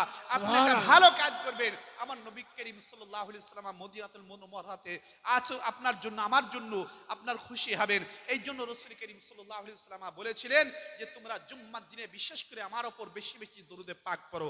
সাহাবী রাসূল বলেন, ইয়া রাসূলুল্লাহ সাল্লাল্লাহু আলাইহি ওয়াসাল্লাম, আপনার বেসালা পাকের পরেও রাসূল করিম সাল্লাল্লাহু আলাইহি ওয়াসাল্লাম তখন বলেন, ইন্নাল্লাহা হাররামা আন তাকুলা আজসাদাল আম্বিয়া ফা নবিয়ুল্লাহ হাইয়ুন ইরযাকু। হে আমার প্রশ্নকারী সাহাবী, হ্যাঁ হ্যাঁ, আমার ইন্তেকালের পরেও, তার কারণ মহান আল্লাহ তাবারক তাআলা আম্বিয়া কিরামদের শরীরকে মাটির জন্য খাওয়া হারাম করে দিয়েছেন। অতএব প্রত্যেকটা নবী নিজ নিজ কবরে সশরীরে জীবিত, শুধু জীবিত নয়, তাদেরকে মহান আল্লাহ তাবারক তাআলা যে রুজি দেন সেই রুজিও খেয়ে থাকেন। বলুন সুবহানাল্লাহ। সুবহানাল্লাহ। শুধু এখানেই ক্ষান্ত নয়, আমার রাসূল পাক বলেন, আল আম্বিয়াউ আহইয়াউন ফি কুবুরহিম, যে প্রত্যেকটা নবী নিজ নিজ কবরে জীবিত এবং তারা নিজের কবরের মধ্যে নামাজ আদায় করেন। বলুন সুবহানাল্লাহ। সুবহানাল্লাহ। আমার নবী করিম সাল্লাল্লাহু আলাইহি ওয়াসাল্লাম আপনার 27 রজবে যখন মহান আল্লাহ তাবারক তাআলার সঙ্গে সাক্ষাৎ করতে যান, সেখান থেকে যখন রিটার্ন আসেন, আসার ক্ষেত্রে হযরত মুসা আলাইহিস সালাতু ওয়াস তাসলিমের সঙ্গে সাক্ষাৎ হয় না। প্রথমত আমাদের উপর 50 ওয়াক্তে নামাজ ফরজ হয়েছিল না, আপনারা শোনেননি? সেই 50 ওয়াক্ত থেকে 5 ওয়াক্ত এলো কিভাবে? যদি মুসা আলাইহিস সালাম মরে মাটির সঙ্গে মিশে গেল, তাহলে আপনার বাইতুল মুকাদ্দাসে বা মসজিদ আকসাতে, যে মসজিদ আকসা সম্পর্কে কোরআন মুকাদ্দাসের মধ্যে মহান আল্লাহ তাবারক তাআলা আমার রাসূলের শবে মিরাজ সম্পর্কে বিস্তারিত আলোচনা করছেন। সুবহানাল্লাযী আসরা বিআবদিহি লাইলাম মিনাল মসজিদিল হারাম ইলাল মসজিদিল আকসা, যে পাক হচ্ছে ওই জাত নিজের বান্দায়ে খাসকে রাত মসজিদে হারাম থেকে মসজিদে আকসা নিয়ে গেছেন, এবং সেই মসজিদে আকসাতে আপনার হযরত আদম থেকে নিয়ে হযরত ঈসা রুহুল্লাহ আলাইহিস সালাতু ওয়াস তাসলিম পর্যন্ত প্রত্যেকটা আম্বিয়া কিরাম ও রাসূলানে জামগণ মুক্তাদি হিসাবে দাঁড়িয়েছিলেন। সেখানে গিয়ে হযরত জিবরিল আমিন আলাইহিস সালাম আপনার নবী আমার নবী সাল্লাল্লাহু আলাইহি ওয়াসাল্লামের হাত মুবারক ধরে ইমামতের জায়গায় দাঁড় করে দিয়েছিলেন। বলুন সুবহানাল্লাহ।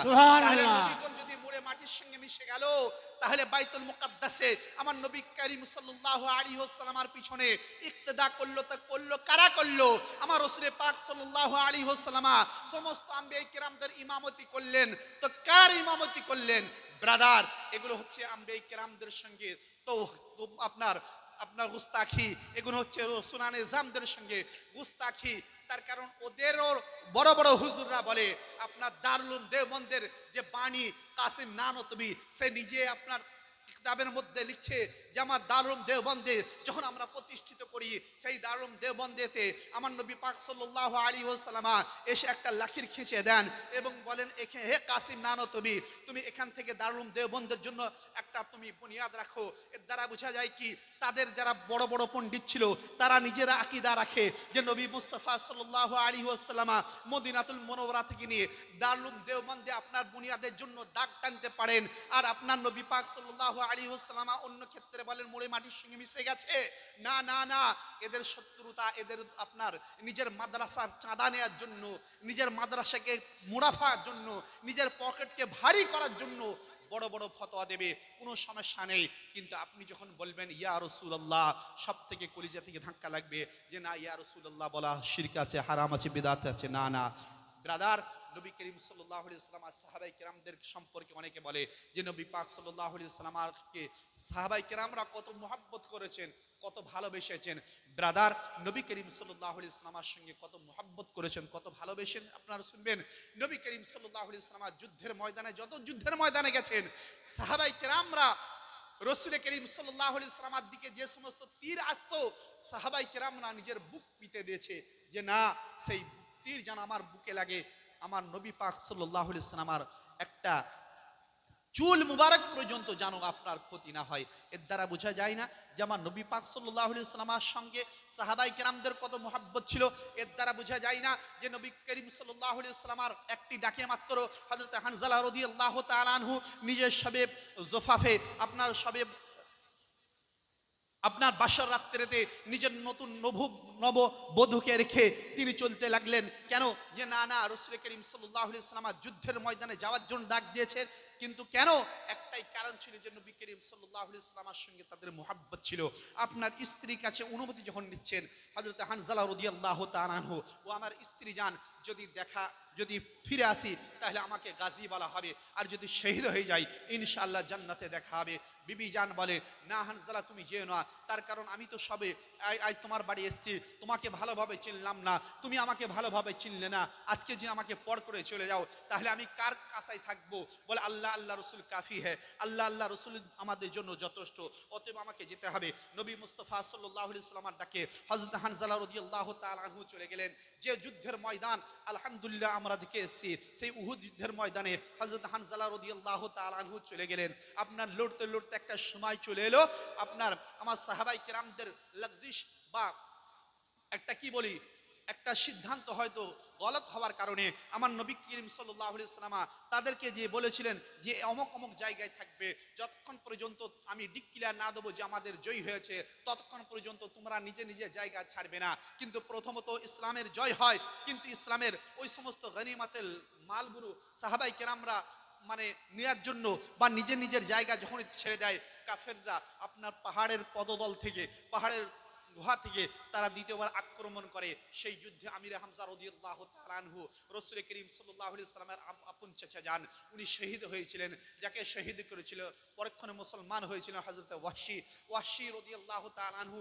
যখন মুসলমান হন, আমার রাসূল করিম সাল্লাল্লাহু আলাইহি ওয়াসাল্লাম বলেছিলেন, হে ওয়াহশী, আমি নিজে বলেছি যে ফামান ক্বালা লা ইলাহা ইল্লাল্লাহ ফাকাদ ফাদাখালাল জান্নাহ, যে ব্যক্তি লা ইলাহা ইল্লাল্লাহ মুহাম্মাদুর রাসূলুল্লাহ পড়লো, তার পূর্বে যতই গুনাহ করুক না কেন সে জান্নাতে দাখিল হয়ে গেল। অবশ্যই হে ওয়াহশী, তুমি মুসলমান হলে ঠিক আছে, কিন্তু তুমি আমার সামনে আসবে না। আমার ওয়াহশী বলে, কেন? ইয়া রাসূলুল্লাহ সাল্লাল্লাহু আলাইহি ওয়াসাল্লাম, আপনি নিজে বললেন একটা মানুষ ইসলাম গ্রহণ করার পূর্বে সে যত বড় গুনাহ করুক না কেন, তার ইসলাম গ্রহণ করার পরে পরে সমস্ত গুনাহকে আল্লাহ মাফ করে দেয়, তাহলে আপনি আসতে কেন নিষেধ করছেন? আমার রাসূল বলেছিলেন, ইয়া ওয়াহশী, আমি আমার চাচা আমিরে হামজা রাদিয়াল্লাহু তাআলা আনহুকে খুব ভালোবাসতাম, আর তুমি যখনই আমার সামনে আসবে, আমার চাচা আমিরে হামজাকে তুমি যে দর্দনাক ভাবে শহীদ করেছিলে, সেই কথাটা আমার মনে চলে আসবে, যার জন্য আমি খুব কষ্ট পাবো, আমি দুঃখ পাবো। আমার রাসূল করিম সাল্লাল্লাহু আলাইহি ওয়াসাল্লাম কুচি বাচ্চাদের মতো ফুপি ফুপি কেঁদেছিলেন। আল্লাহু আকবার। সে আমিরে হামজা রাদিয়াল্লাহু তাআলা আনহুর মাজারে পাক দেখে এসেছি, আল্লাহ পাক তাকে কত লম্বা চওড়া করেছিলেন, প্রায় আপনার অনেক লম্বা চওড়া কবর মুবারক রয়েছে। সেই আমিরে হামজা রাদিয়াল্লাহু তাআলা আনহু সম্পর্কে আমার রাসূল পাক সাল্লাল্লাহু আলাইহি ওয়াসাল্লাম বলেছিলেন, হে ওয়াহশী, তুমি মুসলমান হলে কিন্তু আমার কাছে আসবে না। আমার রাসূল করিম সাল্লাল্লাহু আলাইহি ওয়াসাল্লামকে ওই ওয়াহশী বলেছেন, হুজুর, আমার জন্য ইসলামে যেখানে ক্ষতি হয়েছে আমি আপনার সঙ্গে ওয়াদা দিলাম, কিন্তু আমি যদি আল্লাহ পাক আমাকে যদি হায়াতে রাখে, একটা আমার জন্য কোনো ইসলামের উপকার অবশ্যই হবে। এবং রাসূল করিম সাল্লাল্লাহু আলাইহি ওয়াসাল্লাম আপনার বেসালা পাকের পর দুনিয়া থেকে বিদায় নেওয়ার পর খলিফা নিযুক্ত হন হযরত আবু বকর সিদ্দিক রাদিয়াল্লাহু তাআলা আনহু। এই আবু বকর সিদ্দিক রাদিয়াল্লাহু তাআলা আনহুর দৌরে খিলাফত মুসাইলামা বিন কাজ্জাব বলে একজন নিজেকে নবী বলে দাওয়া করে, তখন হযরত আবু বকর সিদ্দিক রাদিয়াল্লাহু তাআলা আনহুর নেতৃত্বে ওই মুসাইলামা বিন কাজ্জাবের বিরুদ্ধে যুদ্ধ হয়। আর সেই যুদ্ধতে এই হযরত ওয়াহশী, যিনি কাফের থাকাকালীন আপনার আমিরে হামজা রাদিয়াল্লাহু তাআলা আনহুকে শহীদ করেছিলেন, পরক্ষণে মুসলমান হওয়ার পরে ওই মুসাইনাবা বিন কাজ্জাবকে আপনার জাহান্নামে পাঠানোর পরে আমার আবু বকর সিদ্দিকের কাছে বলেছিলেন, হুজুর আপনি গাওয়া থাকবেন যে আমি আমার রাসূল পাককে বলেছিলাম যে হুজুর আমার কারণে ইসলামে যে ক্ষতি হয়েছে আমি ইনশাআল্লাহ আমার কারণে ইসলামের একটা লাভ একটা জয় ইনশাআল্লাহ অবশ্যই দেব। বলুন সুবহানাল্লাহ। সুবহানাল্লাহ। গেল কি হযরত হানজালা রাদিয়াল্লাহু তাআলা আনহু ওই যুদ্ধে শহীদ হয়ে গেলেন। ওই যুদ্ধে কমবেশ 70 জন সাহাবায়ে কেরাম শহীদ হলেন। আমার রাসূল করিম সাল্লাল্লাহু আলাইহি ওয়াসাল্লাম সমস্ত সাহাবায়ে কেরামদেরকে বললেন, তোমরা সমস্ত যারা শহীদ হয়েছে তাদের লাশগুলোকে এক জায়গায় করো। সমস্ত লাশ এক জায়গায় করা হলো, কিন্তু হযরত হানজালা রাদিয়াল্লাহু তাআলা আনহুর লাশ পাওয়া যায় না। রাসূল করিম সাল্লাল্লাহু আলাইহি ওয়াসাল্লাম উনি চিন্তিত, মনে হচ্ছে জানো ওনার কিছু আসার রয়েছে মুখের মধ্যে, কিন্তু আসমানের দিকে যখনই তাকালেন মন তাবাসসুম করতে লাগলেন, মুচকি হাসতে লাগলেন। সাহাবায়ে কেরাম বলেন, ইয়া রাসূলুল্লাহ সাল্লাল্লাহু আলাইহি ওয়াসাল্লাম মুহূর্তের মধ্যে আপনার মুখের আকৃতি, আপনার মুখের অঙ্গটা, আপনার মুখের ধারণা পুরো পাল্টে গেল। তার কারণ কি? উনি বললেন, দেখো সমস্ত সাহাবায়ে কেরাম যারা শাহাদাত বরণ করেছেন তাদের লাশ পেয়েছি, হানজালার লাশ না পাওয়ার কারণে আমার একটা চিন্তার আসর ছিল, একটা চিন্তার কারণ ছিল। কিন্তু আসমানের দিকে আমি যখন তাকাচ্ছি দেখছি ফেরেশতারা সেই হানজালা রাদিয়াল্লাহু তাআলা আনহুর গোসল করাচ্ছেন। বলুন সুবহানাল্লাহ। তার কারণ বাসরাত্রিতে হযরত হানজালা রাদিয়াল্লাহু তাআলা আনহু নিজের স্ত্রীর সঙ্গে সহবাস করেছিলেন এবং উনি যে গোসল করবেন, ফরজে গোসল করবেন, সেই গোসল করার সময়টুকু তার হাতে ছিল না, যার জন্য উনি ওই অবস্থায় শাহাদাত বরণ করেছিলেন, যার জন্য আল্লাহ পাকের হুকুমে আল্লাহর মাসুম ফেরেশতারা তাকে গোসল দিয়েছিলেন। বলুন সুবহানাল্লাহ। সুবহানাল্লাহ। মুহাব্বত নাকি আজকে যারা বলে যে আমরা নাকি সুন্নিরা রাসূল করিম সাল্লাল্লাহু আলাইহি ওয়াসাল্লামের মুহাব্বতে এত তারিফ প্রশংসা তাজিম তাওকীর করি যে আমরা নাকি আল্লাহ পাকের থেকেও আমার রাসূল করিম সাল্লাল্লাহু আলাইহি ওয়াসাল্লামের মুহাব্বতকে বেশি বলি। না না ব্রাদার, আল্লাহ পাক নিজে বলছেন ওয়া তুআযিরুহু ওয়া তুআক্কিরুহু ওয়া তুসাব্বিহুহু বুকরাতাম ওয়াসিলা, যে তোমরা নবী মুস্তাফা সাল্লাল্লাহু আলাইহি ওয়াসাল্লামের বেশি বেশি তাজিম করো, বেশি বেশি তাওকীর করো, বেশি বেশি সম্মান করো। শুধু তাই নয় ব্রাদার, আমার নবী পাক সাল্লাল্লাহু আলাইহি ওয়াসাল্লাম নিজে বলেন, লাইসা মিন্না মান লাম ইয়ারহাম সাগীরানা ওয়া মান লাম ইউক্কির কাবীরানা। ওই ব্যক্তি আমার উম্মতের অন্তর্ভুক্ত নয় যে ছোটদের প্রতি মায়া মমতা স্নেহ করে না আর যে বড়দের সম্মান করে না। বলুন সুবহানাল্লাহ। সুবহানাল্লাহ। এর দ্বারা বোঝা যায় কি, আমার নবী মুস্তাফা সাল্লাল্লাহু আলাইহি ওয়াসাল্লাম নিজে বলে যে ছোটদেরকে তোমরা ভালোবাসবে, ছোটদেরকে স্নেহ করবে, ছোটদেরকে মমতা ময়িতে দেখবে আর বড়দের সম্মান করবে। ব্রাদার, আজকে আমরা নবী দিবস মানাই বলে তোমাদের পেটে চুলকানি হয়, পায়ে চুলকানি হয়, কিন্তু এই যে গত 15ই আগস্ট গেল স্বাধীনতা দিবস, এই ভারতবর্ষ স্বাধীনতা করাতে আপনার প্রত্যেকটা জাতি ধর্ম বর্ণ নির্বিশেষে প্রত্যেকটা ভারতবাসীর অবদান আছে, এতে আমরা কেউ অস্বীকার করি না। ভারতবর্ষ স্বাধীন হয়ে তোমরা যেমন খুশি, আমরা সুন্নিরাও আমরাও খুশি, আলহামদুলিল্লাহ সুম্মা আলহামদুলিল্লাহ। তোমরা যখন পতাকা উত্তোলন করো, আমরা সুন্নিরাও পতাকা উত্তোলন করি। তোমরা যখন নবী পাক সাল্লাল্লাহু আলাইহি ওয়াসাল্লামের জন্য বলো, তখন আমাদের এখানে তো অন্তরে ব্যথা লাগে যে ভারতবর্ষ স্বাধীন হওয়ার জন্য তোমরা পতাকা উত্তোলন করতে পারো, ভারতবর্ষ স্বাধীন হওয়ার জন্য তোমরা কাফেলা মিছিল বার করতে পারো, ভারতবর্ষ যেদিনে স্বাধীন হয়েছে সেই দিনকে তোমরা স্মরণ করার জন্য মিষ্টি বিতরণ করতে পারো, সেই দিন চকলেট বিতরণ করতে পারো, নিজের শিক্ষক ছাত্র ছাত্রীদেরকে নিয়ে দেশ ঘোরাতে পারো, মিছিলের মাধ্যমে কাফেলার মাধ্যমে দেশ জাতি ধর্ম বর্ণ নির্বিশেষে সকলকে জানাতে যাও যে এই 15ই আগস্ট আপনার 1947 সালে এই ভারতবর্ষকে আমরা স্বাধীন করেছিলাম, একমাত্র সেই দিনটাকে স্মরণ রাখার জন্য তোমরা এত কিছু করো। কই আমরা কিছু বলি না, কিন্তু যে নবী মুহাম্মদুর রাসূলুল্লাহ সাল্লাল্লাহু আলাইহি ওয়াসাল্লামের মাধ্যমে মহান আল্লাহ তাবারক তাআলা আমার শুধু ভারতবর্ষকে নাই, শুধু বিশ্বনাথপুরকে নাই, আপনার শুধু চীনকে নাই, পাকিস্তানকে নাই, আমেরিকাকে নাই, গোটা বিশ্বকে আমার আল্লাহ কুল কায়নাতকে স্বাধীন বানিয়ে দিয়েছেন। সেই নবী মুহাম্মদুর রাসূলুল্লাহ সাল্লাল্লাহু আলাইহি ওয়াসাল্লামের নামে কাফেলা বার করলে, নবী দিবস পালন করলে, মিছিল বার করলে, তার আপনার জিকির আজকার করলে, তার আদর্শ, তার আখলাক, তার মুহাব্বত, তার তাজিম, তার তৌসিফ, তার ভালোবাসা নিয়ে আমরা যদি আলোচনা করি, এটাও তো আমরা করি ওই তোমার মতো স্বাধীনতার দিনকে স্মরণ রাখার জন্য।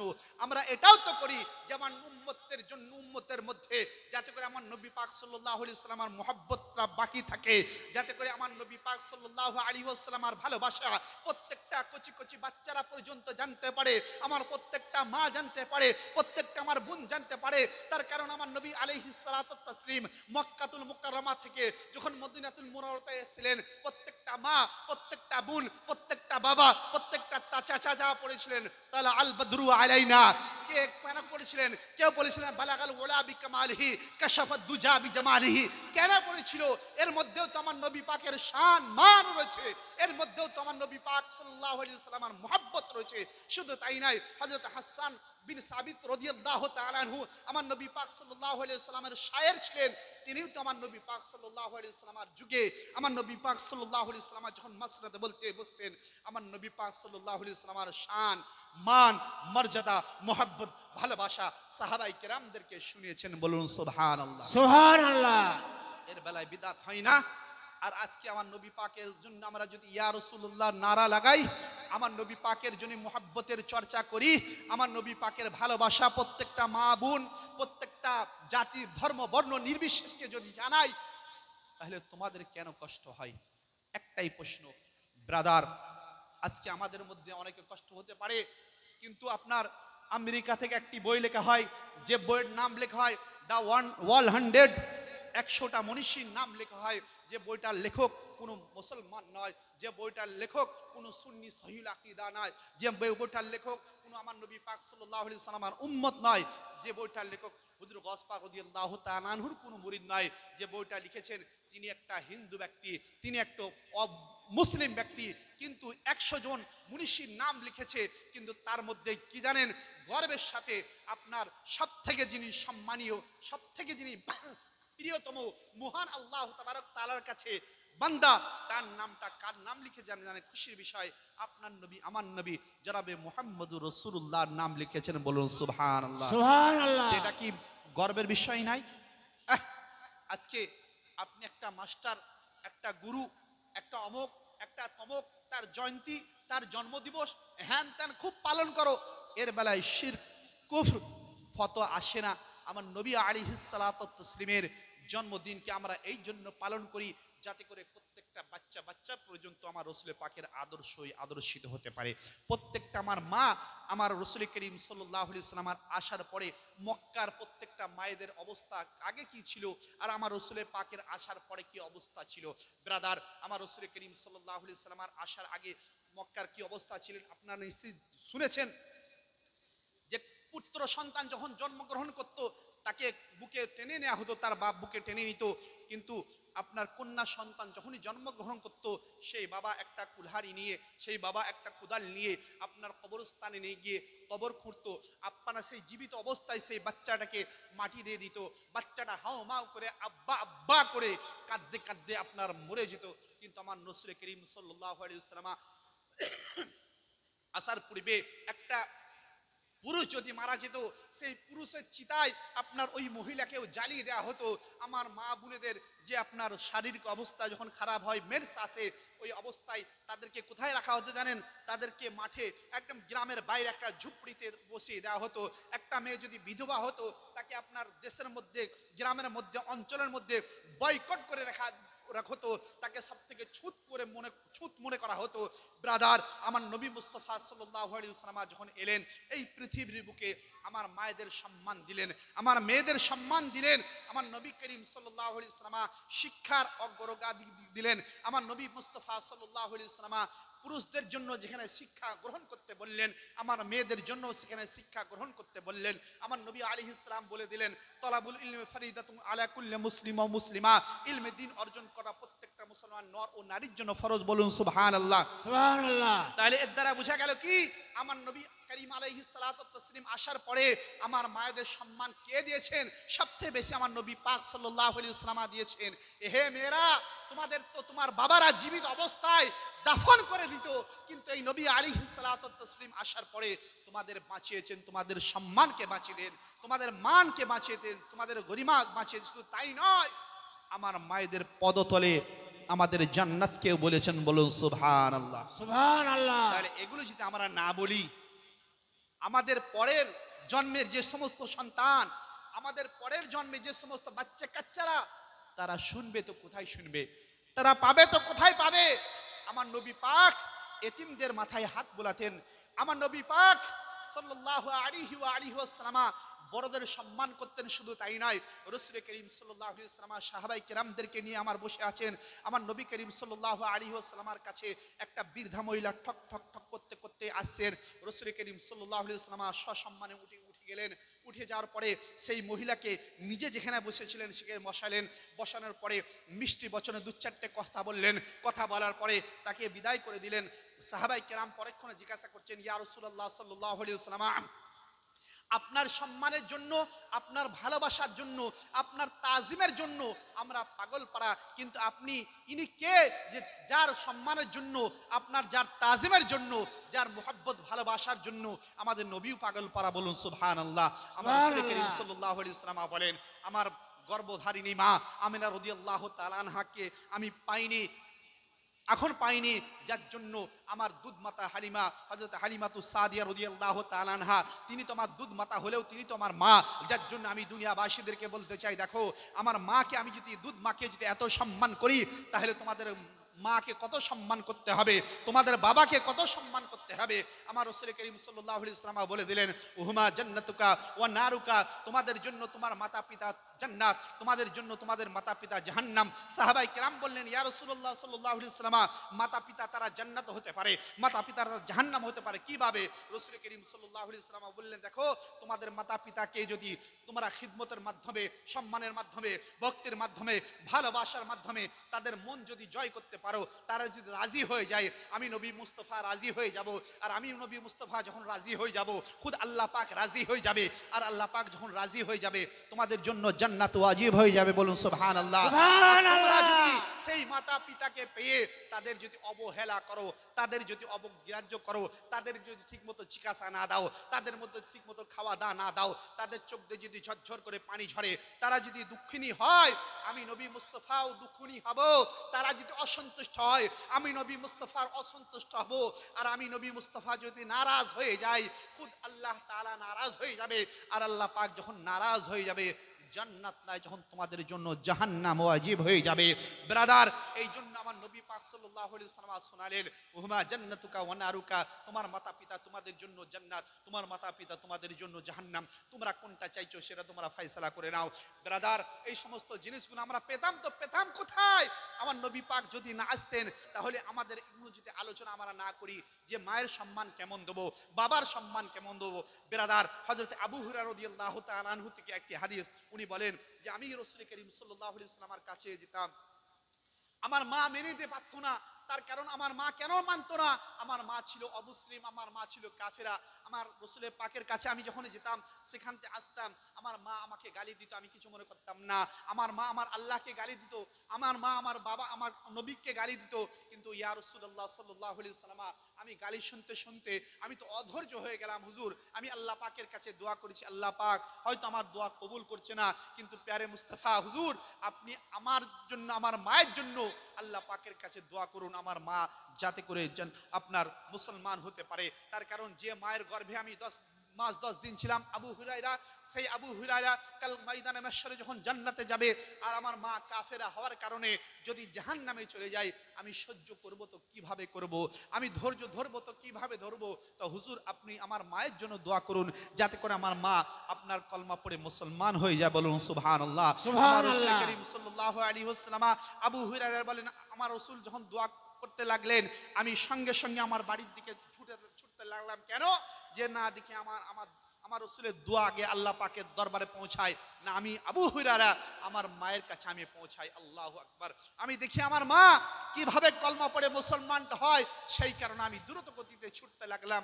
ছুটতে ছুটতে গিয়ে দেখি, অন্য দিন আমি যখন দরজায় লোক দিই, আমার মা গম্ভীর ভাবে, গরম মিজাজে আমার সাথে কথা বলে। কিন্তু আজকে আমি যখন গেলাম, মাকে যখন দরজায় লক দিলাম, আমার মা নরম সুরে ভালোভাবে মুহাব্বত সহকারে বলে, কে? বাবা দাঁড়াও, আমি গোসল করছি। আবু হুরায়রা বলে, আমি তখন জিজ্ঞাসা করলাম, মা এই সময় তুমি গোসল করো না, এখন গোসল করে কোথায় যাবে?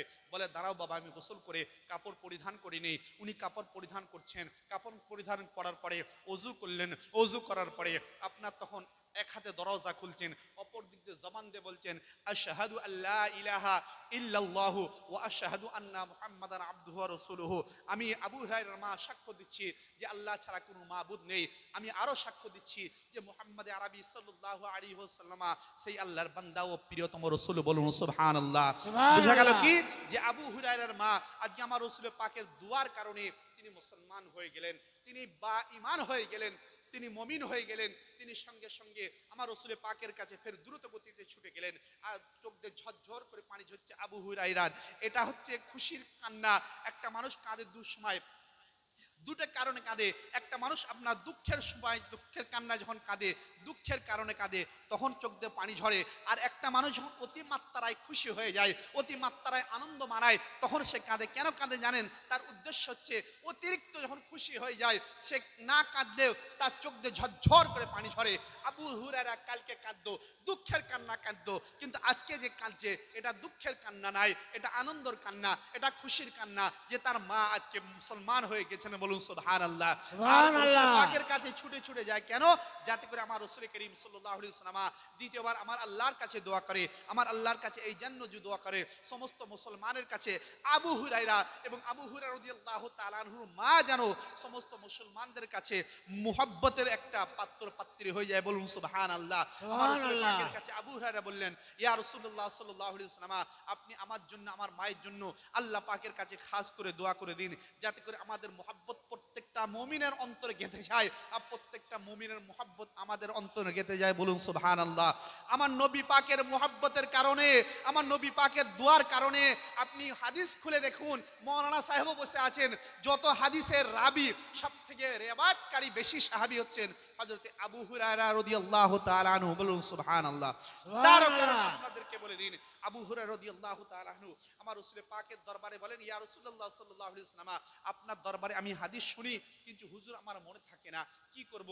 আমার রাসূল করিম সাল্লাল্লাহু আলাইহি ওয়াসাল্লাম একটা চাদর বিছিয়ে দিলেন। চাদর বিছানোর পরে উনি এচলে করে যেন নিলেন কিছু, নেওয়ার পরে তিনবার দিলেন। তিনবার দেওয়ার পরে বলেন, এ আবু হুরায়রা, তুমি এই চাদরকে নিজের বুকে লাগিয়ে নাও।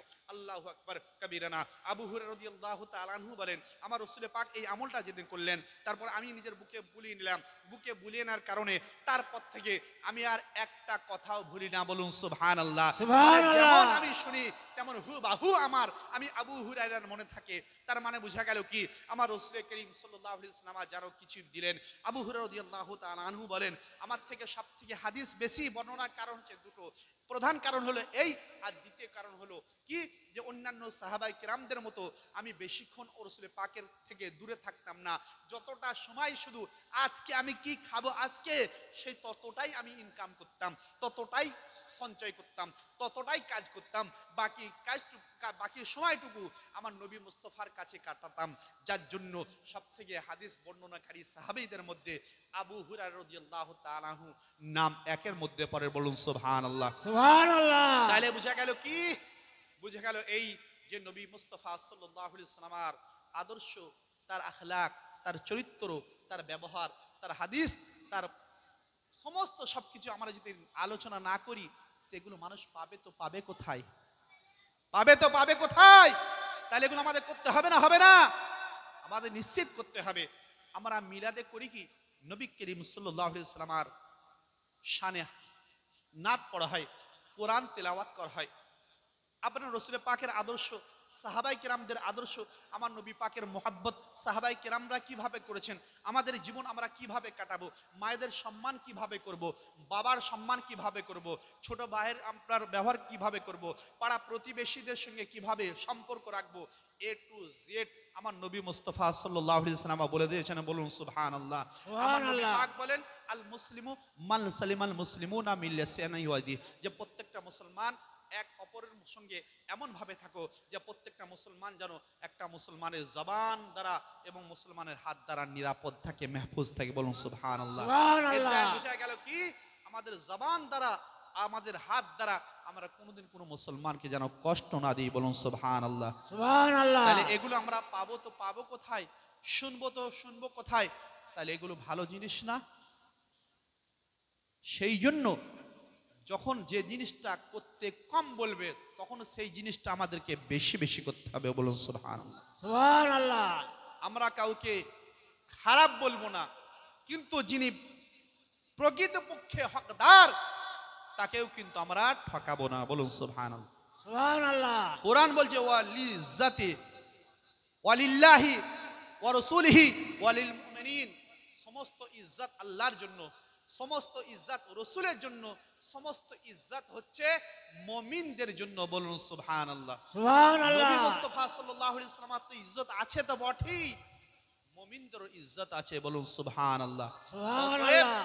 নবী করিম সাল্লাল্লাহু আলাইহি ওয়াসাল্লামের সম্মান, নবী করিম সাল্লাল্লাহু আলাইহি ওয়াসাল্লামের তাজিম, নবী করিম সাল্লাল্লাহু আলাইহি ওয়াসাল্লামের যে আমরা কিয়াম করি, এটাকে অনেক শিরক বলে। এটা কোনো শিরকের কাজ না। একটা জিনিস ফলো করবেন যে প্রত্যেকটা মানুষ কিন্তু প্রত্যেকটা মানুষকে সম্মান করে। সম্মান শুধু ইয়া নবী সালামু আলাইকা দাঁড়িয়ে পড়া এটা শুধু সম্মান না। আমি আপনাদের এখানে এসেছি, আপনার আমার জন্য এই চেয়ারটা রেখেছেন, এটা একটা সম্মান। সম্মান না? বাইরে থেকে মেদিনীপুর থেকে মৌলানা উজির এসেছেন, তার জন্য আপনারা প্যান্ডেল সাজিয়েছেন, এটাও একটা সম্মান। সম্মান না? আপনার বাড়ি আমি মেহমান গেছি, আপনি আমাকে মেহমান দাঁড়ি করালেন, ভালো সুস্বাদু খাবার তৈরি করলেন, এটাও একটা সম্মান। সম্মান না? একটা ক্লাসরুমে একটা শিক্ষক যখন গেলেন, সমস্ত ছাত্র তার সম্মানার্থে দাঁড়িয়ে গেল, এটা সম্মান না? একটা যে কোনো রাজনৈতিক সভায় আপনার অনেক শ্রোতা আছে, সেখানে একটা নেতা যখনই যায় সবাই তার জন্য দাঁড়িয়ে যায় না, এটা সম্মান না? এগুলো সব এ টু জেড জায়েজ হয়, হয় না? হয় না?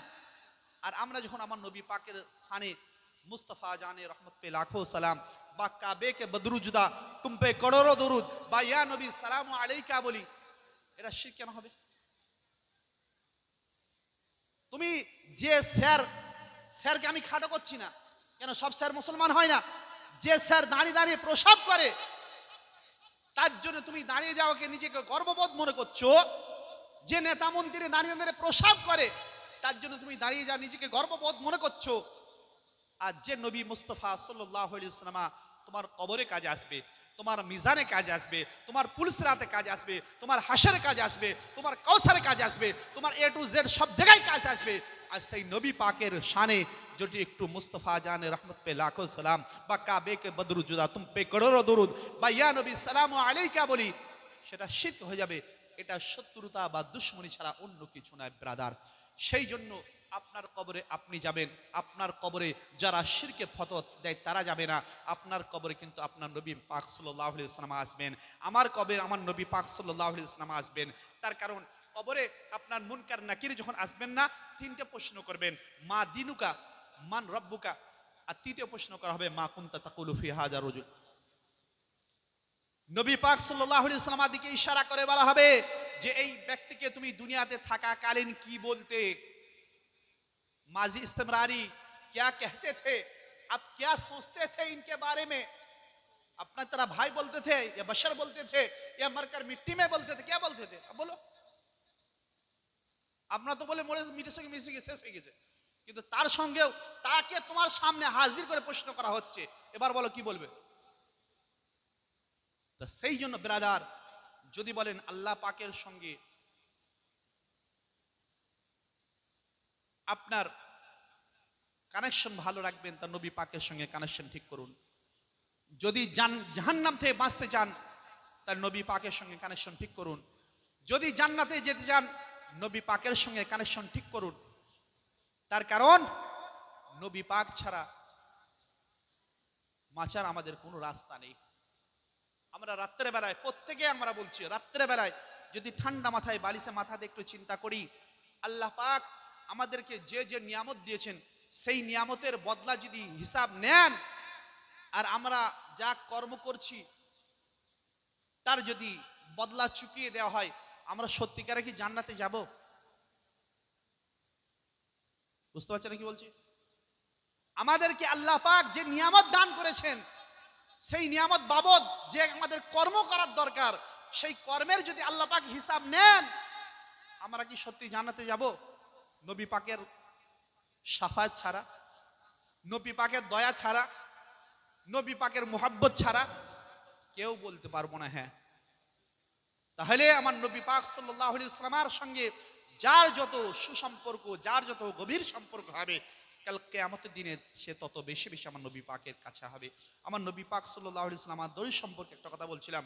আমার নবী পাক বলে তোমরা জুম্মার দিনে বেশি বেশি দরুদে পাক পড়ো। আমার সাহাবী কি বলেছিলেন যে হুজুর ইন্তেকালের পরে আমার রাসূল বলেছিলেন হ্যাঁ, তার কারণ আম্বিয়া কেরামদের শরীরকে আমার আল্লাহ মাটির জন্য খাওয়া হারাম করে দিয়েছেন। অতএব প্রত্যেকটা নবী ও রাসূলগণ নিজ নিজ কবরে জীবিত রয়েছেন। অতএব তুমি মনে করো না যে ইন্তেকাল করে অতএব মরে মাটির সঙ্গে মিশে গেল, না, বরং তোমরা দরুদে পাক পড়ো। সেই দরুদে পাক আমি মুস্তাফার কাছে পেশ করা হবে, বলুন সুবহানাল্লাহ। সুবহানাল্লাহ। এবং কাল কিয়ামতের দিনে আমি নবী মুস্তাফার নিকটবর্তী সব থেকে ওই ব্যক্তি হবে যে বেশি বেশি আমার উপর দরুদে পাক পড়বে, বলুন সুবহানাল্লাহ। সুবহানাল্লাহ। শুধু তাই নয়, আর একটা কথা আপনাকে বলে দিই, আমরা এই চুম্বন দিই না, এর কোনো দলিল নেই? আছে কি দলিল? আছে, আছে না নেই? আলহামদুলিল্লাহ বলুন। আমরা সুন্নিরা কোনো দলিল ছাড়া কোনো কর্ম করি না, আর ইনশাআল্লাহ ভবিষ্যতে করবো না।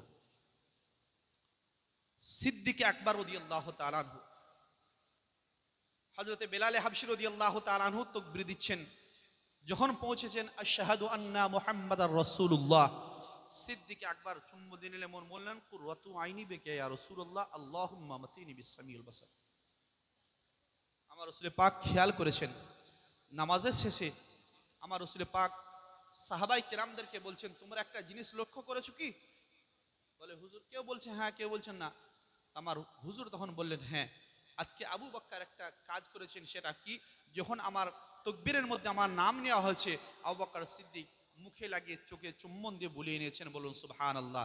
আমার রাসূল করিম সাল্লাল্লাহু আলাইহি ওয়াসাল্লাম বললেন কাল ময়দানে মাহশরে মুহাব্বত সহকারে ভক্তি দিয়ে আপনার মুহাব্বত দিয়ে যে আপনার আমার নবী মুস্তাফা সাল্লাল্লাহু আলাইহি ওয়াসাল্লাম বলেন এই সিদ্দিক আকবর রাদিয়াল্লাহু তাআলা আনহুর নেই আমার নাম শুনে চোখে চুম্বন দেবে, আমি নবী মুস্তাফা সাল্লাল্লাহু আলাইহি ওয়াসাল্লাম কাল ময়দানে মাহশরে যখন নিজের বাবা বেটার হবে না, বেটা বাবার হবে না, মা মেয়ের হবে না, মেয়ে মায়ের হবে না, স্বামী স্ত্রীর হবে না, স্ত্রী স্বামীর হবে না, আপনার কেউ কারোর হবে না, সেই মুহূর্তে আমি আমিনার লাল মরুর দুলাল মক্কার সরকার মদিনার তাজদার জনাবে মুহাম্মদুর রাসূলুল্লাহ সাল্লাল্লাহু আলাইহি ওয়াসাল্লাম, যে ব্যক্তি আমার এই আবু বকরের ন্যায় এই কাজটা করবে, আমি তাকে কিয়ামতের দিবসে ময়দানে মাহশরে সেই কাতারে খুঁজে খুঁজে তার হাতটি ধরে আমি নবী তার শাফায়াত করে জান্নাতে দাখিল করে দেব, বলুন সুবহানাল্লাহ। সুবহানাল্লাহ। তাহলে বুঝা গেল কি? তাহলে বুঝা গেল কি? আমরা সুন্নিরা যে কাজগুলো করি দলিল ছাড়া করি না, আর যতটা করব নবী পাকের মুহাব্বত ভক্তি সহকারে করব। একটা জিনিস মাথায় রাখবেন, আপনি আমল কম করুন কিন্তু নবী পাকের মুহাব্বত সহকারে করুন, তার মধ্যে আপনার অন্তর সাই দেবে হ্যাঁ আমলটা তোমার পরিপূর্ণ হয়েছে। কিন্তু আপনি আমল বেশি করবেন, নবী পাককে কিছু মনে করবেন না, কিন্তু আপনার আমল কোনো কাজ আসবে না বেরাদার। এই জন্য আপনি যতটুকু করুন, আমি বলছি মানে আপনি নামাজ পড়বেন এমন বলছি না, আপনি যতটুকু আমল করুন ভক্তি সহকারে। আপনি আমার রাসূল পাক একটা সাহাবীকে বলেছিলেন যে তুমি নামাজ এমন পড়ো যেমন আমাকে নামাজ পড়তে দেখছো, তার মানে আমি যেভাবে তাকবীরে তাহরিমা তহরম রুকু সাজদা প্রত্যেকটা আমল করছি এইভাবে করো। কেন? যেহেতু কোরআন বলছে মাইয়ুতির রাসূলা ফাকাত আতা আল্লাহ, যে রাসূল করিম সাল্লাল্লাহু আলাইহি ওয়াসাল্লামের ইতাআত করলো সে আল্লাহর ইতাআত করলো, যে নবী পাকের ইতাআত করলো সে আল্লাহ পাকের হুকুমকে মেনে নিল। অতএব নবী পাক সাল্লাল্লাহু আলাইহি ওয়াসাল্লাম বলেন আমি যেভাবে নামাজ তোমাদেরকে পড়তে বলি সেইভাবে তোমরা নামাজ পড়ো, তাহলে আমার সুন্নত তরিকা অনুযায়ী আমার তরিকা অনুযায়ী তোমাদের নামাজ হবে, সেটা মহান আল্লাহ তাবারক তাআলার দরবারে কাবিল কবুল হবে। তবে এটা না আমার মতো পড়তে পড়তে খবরদার নিজেকে নিজে আমার মতো মনে করো না, বলুন সুবহানাল্লাহ। তার কারণ রাসূল করিম সাল্লাল্লাহু আলাইহি ওয়াসাল্লাম যে অসুস্থতায় আপনার ইন্তেকাল করেছিলেন তাকে সওমে বিসাল বলা হয়। সেই সওমে বিসাল যখন রাখতে লাগলেন কন্টিনিউ, সাহাবায়ে কেরামদের মধ্যে কিছু কিছু লোক বললেন হুজুর আপনার এই আমলটা আমাদের পছন্দ, অতএব আমরাও করব। আমার রাসূল বললেন আইয়ুকুম মিসলি, তোমরা কে আছো আমার মতো? আমি নবী রোজা রাখি, আমার আল্লাহ আমাকে খাইয়ে দেয়, আমি নবী রোজা রাখি, আমার আল্লাহ আমাকে পান করিয়ে দেয়। এইভাবে আমি যদি 365 দিনের মধ্যে 360 দিন রোজা রাখি আমার কোনো যায় আসবে না, কিন্তু তোমরা এক কন্টিনিউ 4 দিনও রোজা রাখতে পারবে না। তার কারণ আমার নবী পাক দিনের বেলাতেও খান না, রাতের বেলাতেও খান না, কন্টিনিউ রোজা। যার জন্য সাহাবাই কেরামদের মধ্যে কয়েকজন যে রাখতে লাগলেন তারা দুর্বল হতে লাগলেন, তারা আপনার লাচার হতে লাগলেন, তারা আপনার যখন অলস হতে লাগলেন তখন আমার নবী পাক জবান থেকে বললেন, তিরমিজি শরীফের হাদিস, আইয়ুকুম মিসলি, তোমরা আমাকে নিজের মতো কে মনে করছো, বা তোমরা আমাকে নিজের মতো মনে করো না। আমি রোজা রাখি অথচ আমার আল্লাহ খাইয়ে দেয়, আমি রোজা রাখি আমার আল্লাহ আমাকে পান করিয়ে দেয়, অতএব আমার শরীর অসুস্থ হবে না, আমার শরীর দুর্বল হবে না। কিন্তু তোমরা রোজা রাখবে, তোমাদের তো আল্লাহ খাওয়াবে না। বলুন সুবহানাল্লাহ। আমার রাসূলের বলার উদ্দেশ্য হচ্ছে এটা যে আমি হলাম নবী, তোমরা হলে আমার উম্মত, আমার জন্মগ্রহণ তোমাদের মতো না, আমার পয়দাইশ তোমার মতো না, আমার দুনিয়াতে আসা তোমাদের মতো না। তার কারণ কুল কায়নাতের সৃষ্টিকর্তা আমার আল্লাহ, কুল কায়নাতকে আমার আল্লাহ সৃষ্টি করেছেন, কিন্তু কুল কায়নাতের সৃষ্টিকারীও আমার আল্লাহ, আমার রসুলের সৃষ্টিকারীও আমার আল্লাহ।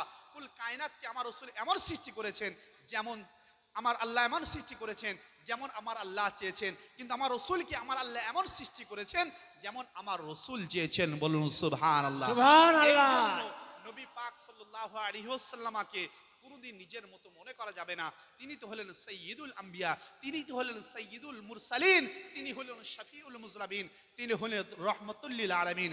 অতএব আমাদেরকে নবী পাক সাল্লাল্লাহু আলাইহি ওয়াসাল্লামের শান, মান, তৌকির, তাজিম, সম্মান, ভক্তি, মোহাব্বত, ভালোবাসা নিয়ে নামাজ পড়তে হবে, প্রত্যেকটা আমল করতে হবে। বাকি জীবনটুকু আল্লাহ ও আল্লাহ রসুলের পথ মত অনুযায়ী কাটাতে হবে।